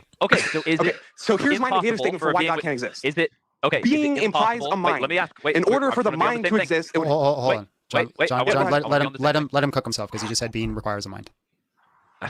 Oh, should I go ahead? Go ahead. Okay, so a being with unbound power implies that there is a mind or at least something capable of making decisions. So my couch doesn't have being? Your couch does not have unbound power. Not what I asked. Abby in the background. You're just stupid, bro. In order for a being to have unbound power, it needs to have a way to exercise that power. Still not what I asked. Okay, re-ask the question then. I must be confused. Does my couch have being? What does it have to do with anything? No, your couch does not have. Your couch is not a being. Does my couch have being? Your couch be in your room? What are you asking? I loved that. Yeah. Dog. Couch be in your room. I think I'm cooked. I think I got to retire after that one. Damn, bro. Damn. Oh my gosh. That's wrong. wild. Oh my god. He doesn't know what being is. So you What do said you it think being is? Yeah, because you said being requires a mind. Being just means it exists. Okay, being requires mind. Okay, I would say that in order for something to be all powerful or have unbound power, it would require agency. I'm okay with that. Okay, so did the universe Go ahead, exist? Wait, I can say yes and I can say no. It doesn't actually matter. So I can say the universe could be eternal and infinite, and I could say the universe is non-eternal and non-infinite. But so if it's guess what? Even if regardless of what direction I go, A or B, God can still exist. Well, yeah, because God doesn't follow logic or evidence. You just work backwards from the conclusion. Okay, so you're supposed to be arguing that God is impossible, but instead you're asking questions. Make the argument. Okay, so when you say God, that implies a being that created the universe, correct? Make the argument. No, I just said it could be the case that the universe has always existed and is infinite, and God could still exist. Okay. So it does not entail that God is only going to be classified as a being who creates the universe. So then, if he didn't create the universe, what is he? I'm just confused on what you mean by God. That's a being with unbound power. So the Christian God created the universe, right? So Listen, make your argument. The question we're asking specifically, okay, what is the proposition and its negation of a being with unbound power? Okay, let me just give you What's this. the contradiction? How is it impossible? Either the universe has always existed, and it, therefore was never created. Therefore, God didn't create it. Therefore, God doesn't exist. Or the universe. Okay, wait, right there. What is the entailment in, like I said, the universe always existing and God existing? What is the entailment in how that God does not exist? If it's the case that the universe can always exist and God still exists. If you say that God is a being that created the universe, that's a contradiction with the universe always existing. That's not our definition of God. Our definition of God is a being with unbound power. Nothing within our definition is God is described only as, is only described as a being who created the universe. For example, is it possible that both God and the universe existed simultaneously through all time? That wouldn't be the Christian God. I thought we were here to argue theism, not deism. That's not this question I asked, and then you gave an answer to something I never asked. I didn't ask if it was a Christian God. If you say that God has always existed alongside the universe, I could grant that. I would just disagree with you on that being God. Somebody in the chat. What are you gonna say? Yeah. No, you first. I love how he's like, we're not arguing deism, we're arguing theism. So literally from what he says is specifically having to do with Christianity. He's like, no, anything that is not a God that creates the universe is deism. Just real quick in the chat, Adam, you say you're the guy who got the 47. Well, thanks for watching and being a good sport about it. I hope you know it's not personal attacks. It's just very bad argument, my friend. No, so far you are in second place. Second place. So you're not going to win the Silliest Goose Award today, my friend. And so far. But I'm still trying to argue for that. Yeah, you might creep in because John and Jordan might have a debate about it after. Ain't no way. Might have a debate about it after. He was nice. He is a very nice guy, for sure. She was condescending. Yeah, well, that's silly gooses aren't just based off attitude. It's based off of all the things, and she was also dumb as a brick.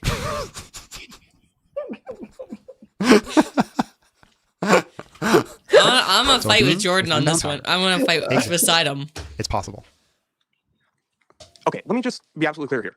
It is impossible for a being to exist that created the universe. If you believe the Christian God created the universe, you are wrong. If I just said doesn't disagree with anything you believe, then I'm gonna hang up because we don't disagree. You're changing your argument.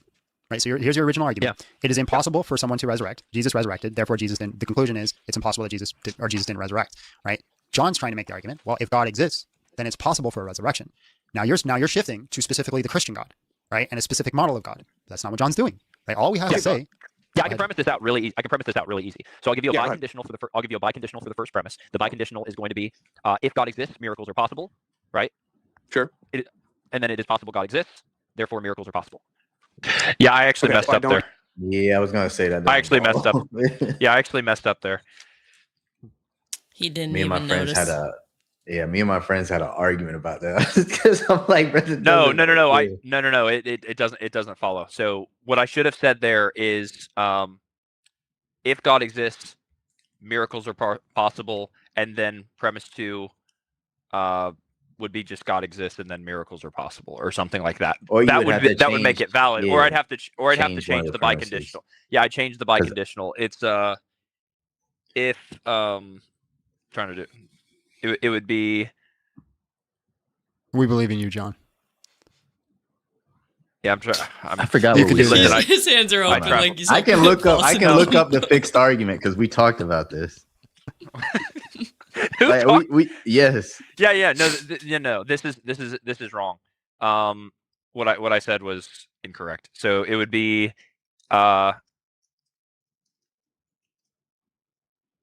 Come on, John. We don't got all night. We still got another one of these to get through. It's low key gonna bother me too because I remember. Yeah, it's bothering me right now. I can fix it, but my brain is like fried. I think I can find it. I've run this before. All right. Well, while you're thinking of that, we'll just continue the show. Yeah. He wants P2 conclusion. Yeah, so you're saying it's not possible for God to exist. So now you have got to give a logical contradiction. Proposition, negation. So John's argument, just to be clear, John's argument is a very strict modus ponens. If G, then M, G. So No, it forth, wasn't. I failed on that, so I can own that. impossibility. If it's possible that God exists, then miracles are possible. It's possible that God exists, therefore miracles are possible. Yeah, 100%. Yeah. Sounds like you're trying to wiggle out of God creating the universe when that's very clearly what Christian scripture says. Listen, I can even grant you that I believe God created the universe. I go ahead and listen. I believe God created the universe. Okay, I'll grant. That's a what? Remember we did the Venn diagrams. What is it? A-E-I-O. Which one do you remember? That's an E negation, E proposition, isn't it? I'm trying to remember. I'll grant it. Now show me the logical contradiction in a God existing that created the universe. So what was God doing before he created the universe? That's not an argument. Give me the contradiction. Asking me questions doesn't do anything. Okay, sure. So what's the argument? If God created the universe, then he went from a state of non-creation to creation, implying change. And if something changes, then it's not perfect. Is God perfect? Okay, so where are you getting the conclusion here? What conclusion? Why does something that changes imply imperfection? Because if it changes, then it wasn't perfect. Why wouldn't it just stay the way that it was? Define perfection. Maximalized potential. Okay. Maximalized potential? What the hell does that mean? There's no further room for improvement. Okay, so I think we both know what perfect means. You're trying to trap me in a box. Okay, so no further room for improvement. Okay, so what if you change and nothing improves or degrades? I would reject that would be possible. So, for example, I'm wearing a green shirt. If I go put on a blue shirt, is there an improvement or degrading, or did I just change my shirt? Just because we don't know what it is doesn't mean that there isn't one. What if your soulmate is watching right now and she really loves blue? That's a subjective thing. We're talking about an objective measurement. Okay, well then it would objectively help you further on your genes. She's watching, she loves the blue shirt, she lets you put a baby in her. Boom, objectively you have succeeded in your mission of life. Okay, so listen. I know it's funny. Asking. Hold on. Okay. Let's say my hair is exactly 4 inches long, and then I go get a haircut. So it's 4.99999999999, or so 3.9999999. It's just like 0.000000001% difference. What's the improvement or degradation there? Well, maybe you're trying to lose weight and you're just that much closer. I'm not. What if I'm not trying to lose weight? What if I'm perfectly content with either weight? My point is that in order for something to be perfect, it cannot be improved upon. Yeah, we're not talking about improvement. My argument is that you can change without improvement. Okay, how do you justify that? How do you change without improvement? By simply removing the 0.0000001% of my hair. There's a change, but there really is no benefit or degradation to it. I'm not using. But you could argue that there is. You could argue that maybe there's a doorway. Argue it then. Okay, fine. Say we got invaded by aliens tomorrow. There's this cutoff for hair length, and you just missed it. Like it's always theoretically possible for something to be an improvement. Does that mean that's necessarily the fact? Yes. If that happens, then yes, it's necessarily facts. If it happens, it's necessary. Do you understand the contradiction in what you just said? Okay. If you can't say something's necessary and start it with if. Okay, let me just lay this out for you. You get a haircut. Tomorrow, the world is either going to be invaded by aliens who have a strict cutoff, or it's not. You don't know. Objectively, the perfect option is to either get that haircut or not, even though you don't know what the perfect option is. Because you don't know if we're just going to do aliens, we're going to do what ifs. What if aliens never come? What is the benefit? Or because you don't know there's a benefit doesn't mean there isn't one. My point is that when you go from one state to another, your relationship to other things changes. Then what you're stating. Oh, perfect. This is so good. I'm so excited. I got really excited. Yeah, the moment he said relationship, he cooked himself. Thank you for saying the word relationship because you don't realize it, but you just cooked yourself. Oh yeah. When we talk about relationship of something, it's called an extrinsic change. It's a relational change. Did God in creating undergo extrinsic change or intrinsic change? Both. He went from deciding to not create to deciding to create, in which case he went from extrinsically not creating to creating. Wait a second. What if he eternally had the decision to create? Then why wasn't he always creating? He was. We can say that. Oh, you just said the universe was created. If it was always being created, then it wouldn't be the point of which it is today. It would just be perpetually in a state of creation. No. So what is the intrinsic change that God undergoes if he's eternally creating? Asking me a question doesn't do anything. If we're only halfway through this guy, I'm actually ready to give him points now. Yeah. Yeah, this is Penguin Guy. I'm almost certain of it. Yeah, you want to skip to the end? This is where I teach him about the black swan fallacy. Would you like to get back to the debate, or? It wasn't even really a debate. John's got to go, and he got it off. I have to go. You have to go. Come back when my patience is better because you're testing it. Come back when you learn the difference between timeless and eternal. Oh, he It's peeped you not. off. Hold on. We Just gotta hold go on. back. I just got a quick question. If something is timeless, how does it have a He beginning was and end? arguing about what it It means doesn't to because be it's timeless. eternal. I'm done. Listen. Okay, so I'm beginning good. and Yeah, I got It is not. annoyed this one. What is timelessness? Beginning and end are not parts of timelessness. Timelessness is not. Hold on. Just The hold on. I just got a quick question. If something is timeless, how does it have a beginning and end? It doesn't because it's timeless. I'm done. Listen. Okay, so I'm beginning good. and I'm good. end are time words, right? I'm good, bro. No beginning, no end. No beginning, no end. But something timeless can't have no beginning, right? So only something eternal can have no beginning. I'm done. I'm good, John. I actually have to go. I have to go anyway. I just got a call. Yeah, I'm gonna leave because you, sir, are. Listen, nope. I can't say that. Don't pull You're it. not educated. You're not. See, don't pull it, John. You're not educated. You don't know what you're talking about. This is the guy you played Darth Vader on. Not one. You couldn't name me a philosopher. Yes, John. Sure, I could. Well, Darth Sidious. Same here. Actually. Yeah. Yep. Well, that explains a lot. Yep. Yeah. He's not a philosopher. He himself will tell you he's not a philosopher. He doesn't even have. He doesn't have the degree to be a philosopher. So you're already off to a really bad start. Right. Okay. So instead of appealing to authority, Richard like, Dawkins, you want to get back to the conversation? I'm not appealing to authority. Yes, it's definitely Me an appeal telling- to authority. Asking you to name a Yes, philosopher is yes. not me appealing to an authority. Or you're saying that my arguments are invalid because I can't. No. That's not what I said. He's saying that I'm saying you're not educated on the topic. You don't know actually. You're throwing out fallacies, and I call you on them, and then you're like, okay, yeah, I retract that. You just threw out another fallacy that's an appeal to authority that you can only apply when the person you're talking to says, my argument's true because of so-and-so. I did not say my argument was true because of so-and-so. I didn't even say your I love this crash out so much. I love it. I love it. This doesn't happen that often. To be fair. No, you're fair. usually That's why pretty we love solid. it. Yeah. All I asked you is to name a philosopher. You said Sam Harris, and Sam Harris is just not a philosopher. Then you just put You're me like engaging big in metaphysical conversation. You're engaging in conversations about philosophy of religion. You're engaging in conversations about timelessness. You have no idea that it means no beginning and no end. And eternality is also the proposition that there's no beginning and no end. Timelessness and eternality are identical to each other. You're just using different words to represent it. Oh my God. You do not know what you're talking about. You No, I think I say stuff say up. later right here. I think said that about one thing. I think later. I actually so there is a distinction here. They're not identical in that sense. So I actually make a mistake here. You can say as it pertains to no beginning and no end that they're identical, but they're not absolutely identical because you can have something time like when we say God is timeless or someone says God is timeless, then there is going to be a relevant distinction between that and just eternality. So it depends how you use eternal. Yeah, because you could either use eternal as like lasting all time, or you could just use it as like completely timeless. Yeah, so it depends. Yeah, so there can be when I say it's identical, I mean as it pertains to like the temporal notion. So what you're saying is you got cooked here. No, I'm just saying I misspoke here where I said they're identical. Yeah, you got cooked. That's going to imply that there's no distinction, but there are distinctions. There are distinctions, just John, not the distinctions. John, it's fine. We all get cooked sometimes. You got cooked. It's okay.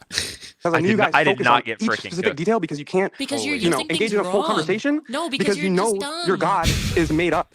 No. It's because you so let's have get back a to the conversation. coherent Let's stop sentence. with ad hominems. Let's all grow up.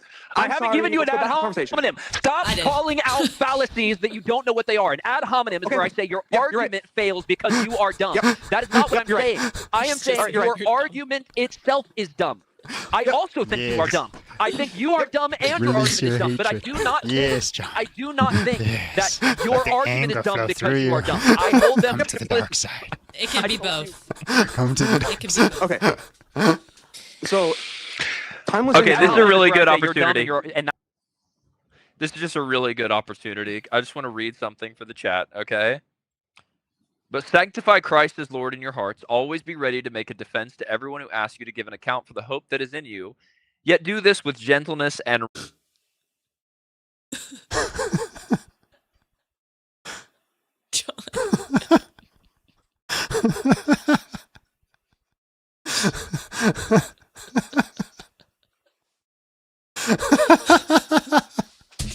John.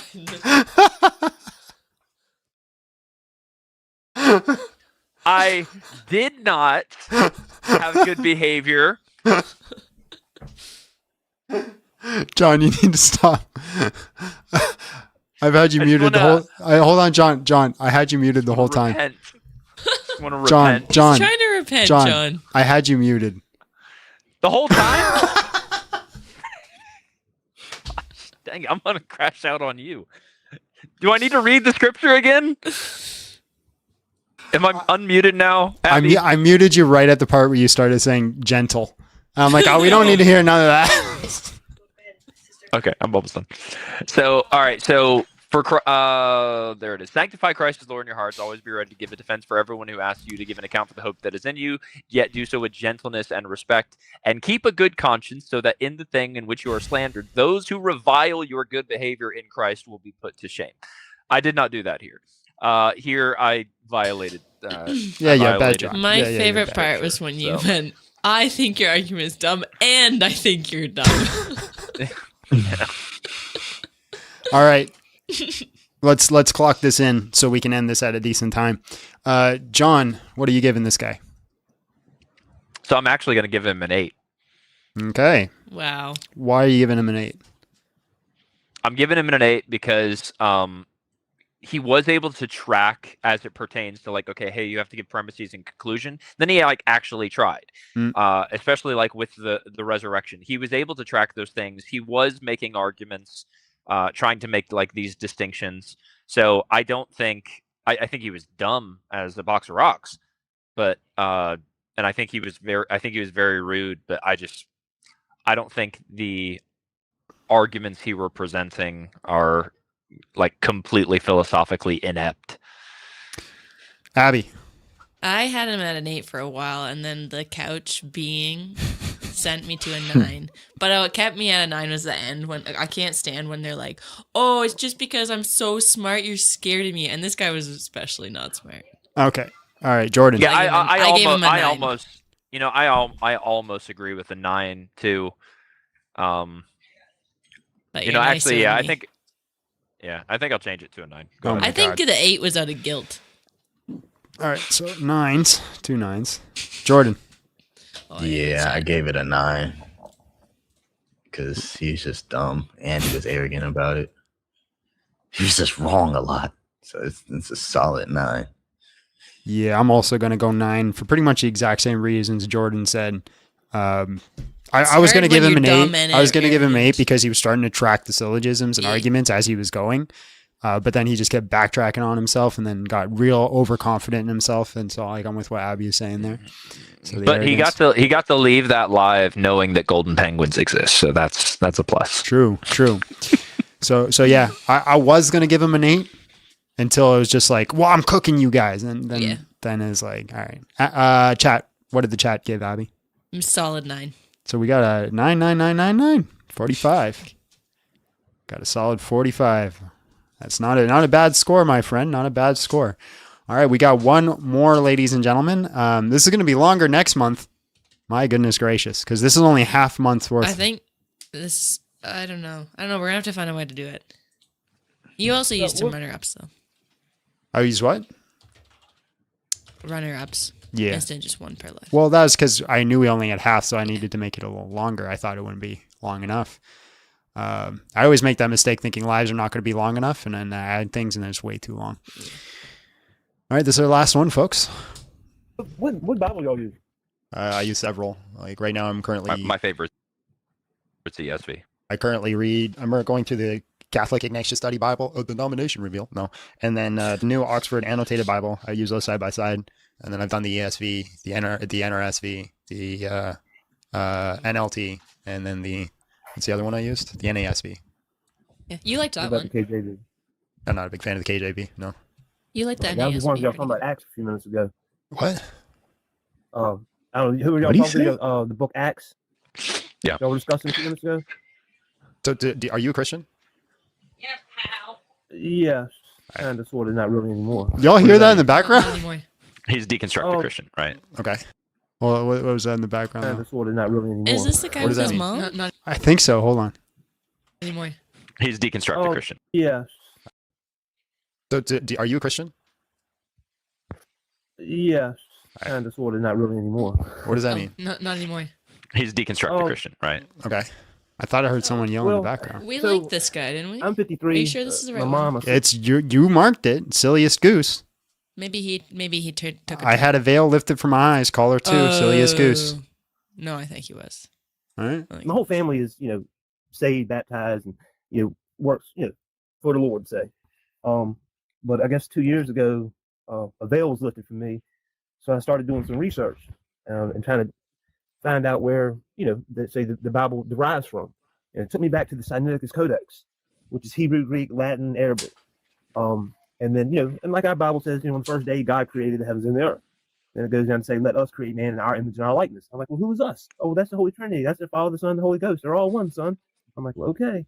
But when you go back to the Sinaiticus, the first line in the Bible says, which anyway, on the first day, Elohim created the heavens and the earth. Well, people just assume Elohim means God. This guy because that's what wins. it says This in guy, our I Bible. remember this guy. This guy wins. Holy crap, this guy wins. This gets so bad. Gabe also says this gets really bad. I don't remember at all. I don't remember either. I don't remember at all. This is a 10. Well, you gotta wait, bro. Well, I recall. I remember. Oh, I'm starting to remember now. Somebody said Lucifer guy in the chat. Now It's traumatized that doesn't always him. mean the Most High, right? It's just Okay, a well, word that's so- used for God. So like you can call, for example, I can call Allah Elohim because it's just the Greek word for God, just like they use Allah is just Yeah, the I Arabic word understand for what's God. happening there, but but when you get down to It's a definition, category of being. Elohim, excuse me. It's a category of being. Okay, wait. So I'm just trying to say that Elohim is two words. It's not one. El is a word which means deity by definition. Elohim makes it plural. Now No. it is associated with God. Elohim can be singular or plural, just like the word fish. It's not even El two can be a reference words. to God. Why did your? It's not even. Your mic got Where super he's loud getting, there. yeah, where he's getting the plural is like normally in Hebrew, if you add im to the end of something, then that's what's going to make it plural. And so I mean, it is a plural that's what he's word, but it's thinking, not yeah. two words. It doesn't make. It's not two words. Yeah. Singular word. God as well, but El traditionally was the understanding of the Canaanite name for God. That's where it comes from. I understand that, but my point is, El and Elohim are two separate words. It's not. And Elohim makes it plural. But no, what all has an L in its name? Like El Diablo? The problem. Dog. I forgot about this. That's so This funny. guy- Completely different language. Oh my God. The problem. Okay, so just like how there's transliterations that happen in language now, that happen in the past as well. So the Canaanites originally had this idea of El being a specific type of deity, and that was also a reference to God. So that El be the fact that the Israelites are a Canaanite people group, they would have things that are appropriated from that. So throughout time, there's transliteration, and in the word Hebrew, Elohim is just a reference to God. Elohim can be singular or plural, but it is a singular word. Okay, but I said so it's reference, not by definition. So when you take like morning star, which is used in the Bible two times, only two times in the whole entire Bible, Isaiah 14:12 and Revelation 22:16. But now in the very last verse in the whole Bible is Revelation 22:18. Where does this have to do with like Genesis 1 saying Elohim? Well, I mean, I try to explain what I was saying. Like, you know what El Diablo is? The video game? No, El Diablo, which is Lucifer, the devil, whatever. El Diablo. So if El is supposed to mean God, how come say the devil? But it doesn't always mean God. It depends on what language you're anyway, in. point being is God. The word God is not in any of the old texts. God doesn't come into existence until Yeah, it is. There's the word Adonai, right? And then there's Elohim. These would be words that are used for God. And then there is El. El is in there as Wait, well. are you saying the English word God isn't in the original text? Are you making a semantic, like syntactical argument I'm like saying that God is not in any of the original text. No. That's because the letter G didn't exist back then. Yeah. That's because that's English. That'd be a really good reason for that. All right. English wasn't around then, so they didn't use English. They also didn't have vowels back then, or spaces, or periods. Okay. Are you familiar with the Vulgate Bible? Dog. Oh, there it went. The Vulgate? Yeah, the Vulgate. Wait. Latin Vulgate. Vulgate, yeah. Well, yeah, it was not just Latin; it's Old Latin. It was used for 1,500 years. Yeah, it was the primary source. They were pretty much like I New want to King know James what people New back Latin then. is. Or bro. King Like, James what the people. frick is New Latin? It's a dead language. Like, what the frick is new? What is New Latin? What is New Latin? Only they were pretty much like that. Yeah, the Latin Vulgate. What about it? Well, it exists before the Sinaiticus Codex, I guess. Or well, I take it back. Let me take this word right back. But let's just say the Vulgate was used for 1,500 years. But when you take the translation, because it's Old Latin, and you take the verse, Revelation 22:16. It calls Jesus Lucifer. Yes. Yeah, well, Lucifer isn't a name. Yeah. Lucifer just means light. It's Latin for morning star. Or light bringer, right? There's also saints named after Lucifer. People who carried torches were called Lucifer. Okay, so in Revelation 22:16 in the Vulgate, where Jesus says, "I'm the offspring of David, I am Lucifer." Yeah. Now, and then all of a sudden, well, that just. But he didn't say I am Lucifer. It would have been like the Latin words for I am. Like you're imposing one Latin word and removing the other. Lucifer is not a title for Satan. That's like a misconception that has come throughout the years. Lucifer is just a Latin word for light bringer. You know how many times Lucifer is used in the Bible? Twice. In Latin. Isaiah 14:12, when the Lord said to Lucifer, "O morning star, son of dawn, I cast you to earth." Yeah, but that's not talking about Satan either. That's talking about the king of Babylon. You have to start at the first verse. Brother, what's your argument? I'm just trying to figure out how. Which John? Little John. Oh, hey. Wait, what's wrong? No, Jordan's like. Which John, Jordan?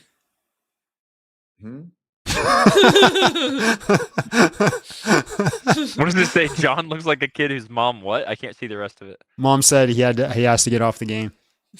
Oh no, 100%. I got 5 minutes left, and then I'm gonna hop down. I told him I'd get off at 10. Dog, we're almost done. You can't leave now. This is the last Goose, and then you two need to have your debate. No, we don't.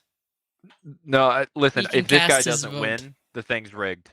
So all this is being overlooked. None of it's being overlooked. This is common scholarship. Everything that you just brought to our table, both me and John are aware of.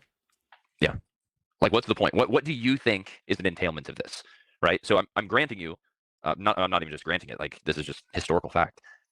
Lucifer is Latin for morning star or light bringer. Jesus is referred to as the morning star in Revelation, and then there's another reference in the passage you brought up. So, what do you think is an entailment of this? Why do you think this is problematic whatsoever, considering it's Well, I guess so. All right. So when I ask, how come morning star say to a Christian, morning star is used twice in the Bible? They say, oh, well, in Revelation, that's showing that Jesus is the light, and then Isaiah, it's the Lord. You just need to understand context. Morning star is in reference to every morning, right? The sun would come up. There'd be a single star that remained in the sky, and that star would be very close to the sun. And so this was in reference to being close to the Most High. So it'd be morning star, right, or Lucifer, or light bringer, because this light was coming in the morning. And this every time was the planet Venus. This is the context of that. So that's what they were referencing when they were looking at the sky. So when they call the king, did I get that right, or was it Saturn? I actually don't know. I don't know what reference this was, so I can't say whether it's right or wrong. I just Babylon, which is a reference. They use a reference. They're referencing him to the fallen angel, right? Saying the king of Babylon, you're trying to be just high, just like the fallen angel got thrown out. And then they called the king of Babylon the morning star because they're trying to say that in the context that he's trying to be as close to God as possible. That's the context. Then when you get to Revelation, Jesus is called the morning star because he's actually very pious and he's really. It's just being that it's only used 2 times in the whole entire Bible, and by definition, So we have multiple meanings for stuff. But so what do they teach y'all as far as the number completion is? Wait a second. What is an entailment of it? Like, what are you trying to say? What is problematic? I'm asking a question. I'm trying to figure out stuff for myself. And if y'all are scholars, I'm just asking y'all, what is the number completion? We're not scholars. But what I'm asking before we move on to any number, biblical numerology, what I'm asking you is, why is it a problem that Lucifer is used 2 times? Why is this problematic? Well, both times are never actually used for Satan. Lucifer's only used once in Isaiah 14:12, along with morning star, which is used twice. Okay, why is this a problem? But Satan himself is never actually called Lucifer, so I don't get what your issue is. I'm just simply asked about Lucifer, morning star, but I see. Dog, how is this at 1.5 and it feels like it's half?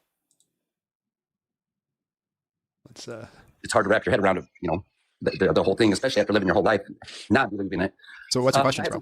I had some things happen. Well, I recently signed up for a theology course. I actually taken my bachelor's, and I'm so old. I was wondering, yeah, I see that. Yeah, theology and Mitzrayim. Isn't this a completely different guest? Yeah, Abby still has it listed here. Mitzrayim, thank you so much. That was very, very, very generous of you. Isn't this a completely different guest? It sounds like a different voice. It has the eye. Yeah. You know where else that eye is? Yeah. In the Catholic Church. Yeah. If you go into Catholic Church, you look. I think that was pretty much it. I think you messed up the timestamp there, Abby, but it's all gravy. I don't know. Translate every other word from the Latin Vulgate to Latin to originally at first it was like German, and then eventually we get to the point where it's like English. Why should they keep the one singular Latin word, which is Lucifer, in the Bible? Why would they do truth. It holds truth, and anything else doesn't. If you take someone that Okay, so every word that translates is a lie? we're talking about that particular word, is what you just said. Why does that word hold true? So I'm sitting there, I'm a scholar, I'm a translator. I open up. This is where he makes the argument. Specifically, it's like, okay, hey, because they didn't keep this Latin word in there and they changed these other words, this is where his issue is. This is where it gets so dumb. Like, so dumb.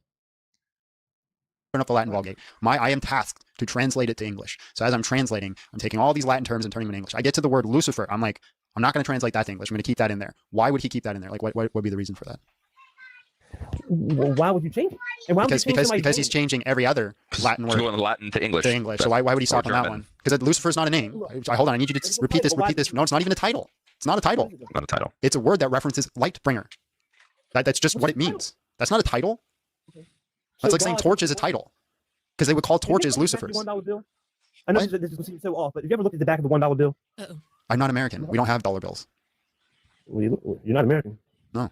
Did you say I look American? You racist? Where are you from? Canada. Oh, okay. Canadian. Lil John's American, though. I'm he hasn't American. voted off John. Okay. Appreciate you. Oh, time, bro. God bless. I heard you say it got voted off, and then I just had a trigger response that I needed to. You killed it so fast. Slam that button. Yeah, that's what's up. All right. I'm giving him a 9. All right. Let's vote. John, you're giving a 9. Yeah. Reason why? Reason why he was presenting an argument. It was a consistent argument. It was so dumb, but it's not. I don't think he gave enough stuff in order to get him to a 10. It was very dumb. Mrs. Steele. I also give a 9 because he wasn't that bad, but the veil thing got me. I had a veil lifted from my eyes. I'm like, but you didn't. You really didn't. You had a veil put over your eyes. Put over. I think they might have smothered you a little bit to cut off brain oxygen to the brain. You guys ever watch Tim the Toolman Taylor? No. You guys ever watch that show? John's getting cut off. Anyways, Jordan looks like the neighbor from that show. So Jordan's forehead. What are you giving it? All right, I'm gonna keep watching. That's my score. I gotta go. I'll let the chat do it. But my winner of Silliest Goose remains High Voltage Low IQ number 3. You two got a debate because you're gonna have a tie. So it's not a tie. So it's not a tie. I think the chat and you broke the tie. So I lose. But my Silliest Goose is number 3. But it's not what I He's want. second it's what place. The channel wants. So this dude's like an 8.5. So I guess I'll give him a 9. You give him a 9? Yeah. You got to round up. Yeah. All right, I'm gonna hop off. Appreciate it, y'all. Bye, And See you, John. I'll catch you later. I'm also gonna do a 9. What's the chat giving him? Chat did a 10. A 10? Yeah. Dang. I really don't know why. So he got a 46. Was that third? Yeah. That puts him at what we got here. I only gave him a 9 because he said El Diablo. That was just that was hilarious. That's a little crazy. Didn't realize that L in Spanish is literally the. So our winner, ladies and gentlemen, of the silliest of Silly Goose Awards for December goes out to Special Needs. It had to. For a solid 48. 10s across the board. Only did not get a 50. The only reason it didn't get a 50 was because of John. Little John's heart. Little John felt like he had to give grace and gratitude. So it got a 48. It would have got a 50 if John just would have gave a 10. It would have been a solid 50 for the Special Needs. The second place goes out to Jesus's Body guy, who I think is watching right now. So you did place. You got second. You got second, my friend, for Silly Goose. Mainly because, like, you claim the whole dogmatic thing and then at the same time claimed that it is indoctrination and then just got the plot completely wrong. Completely wrong. That's rough. That's a pretty rough take.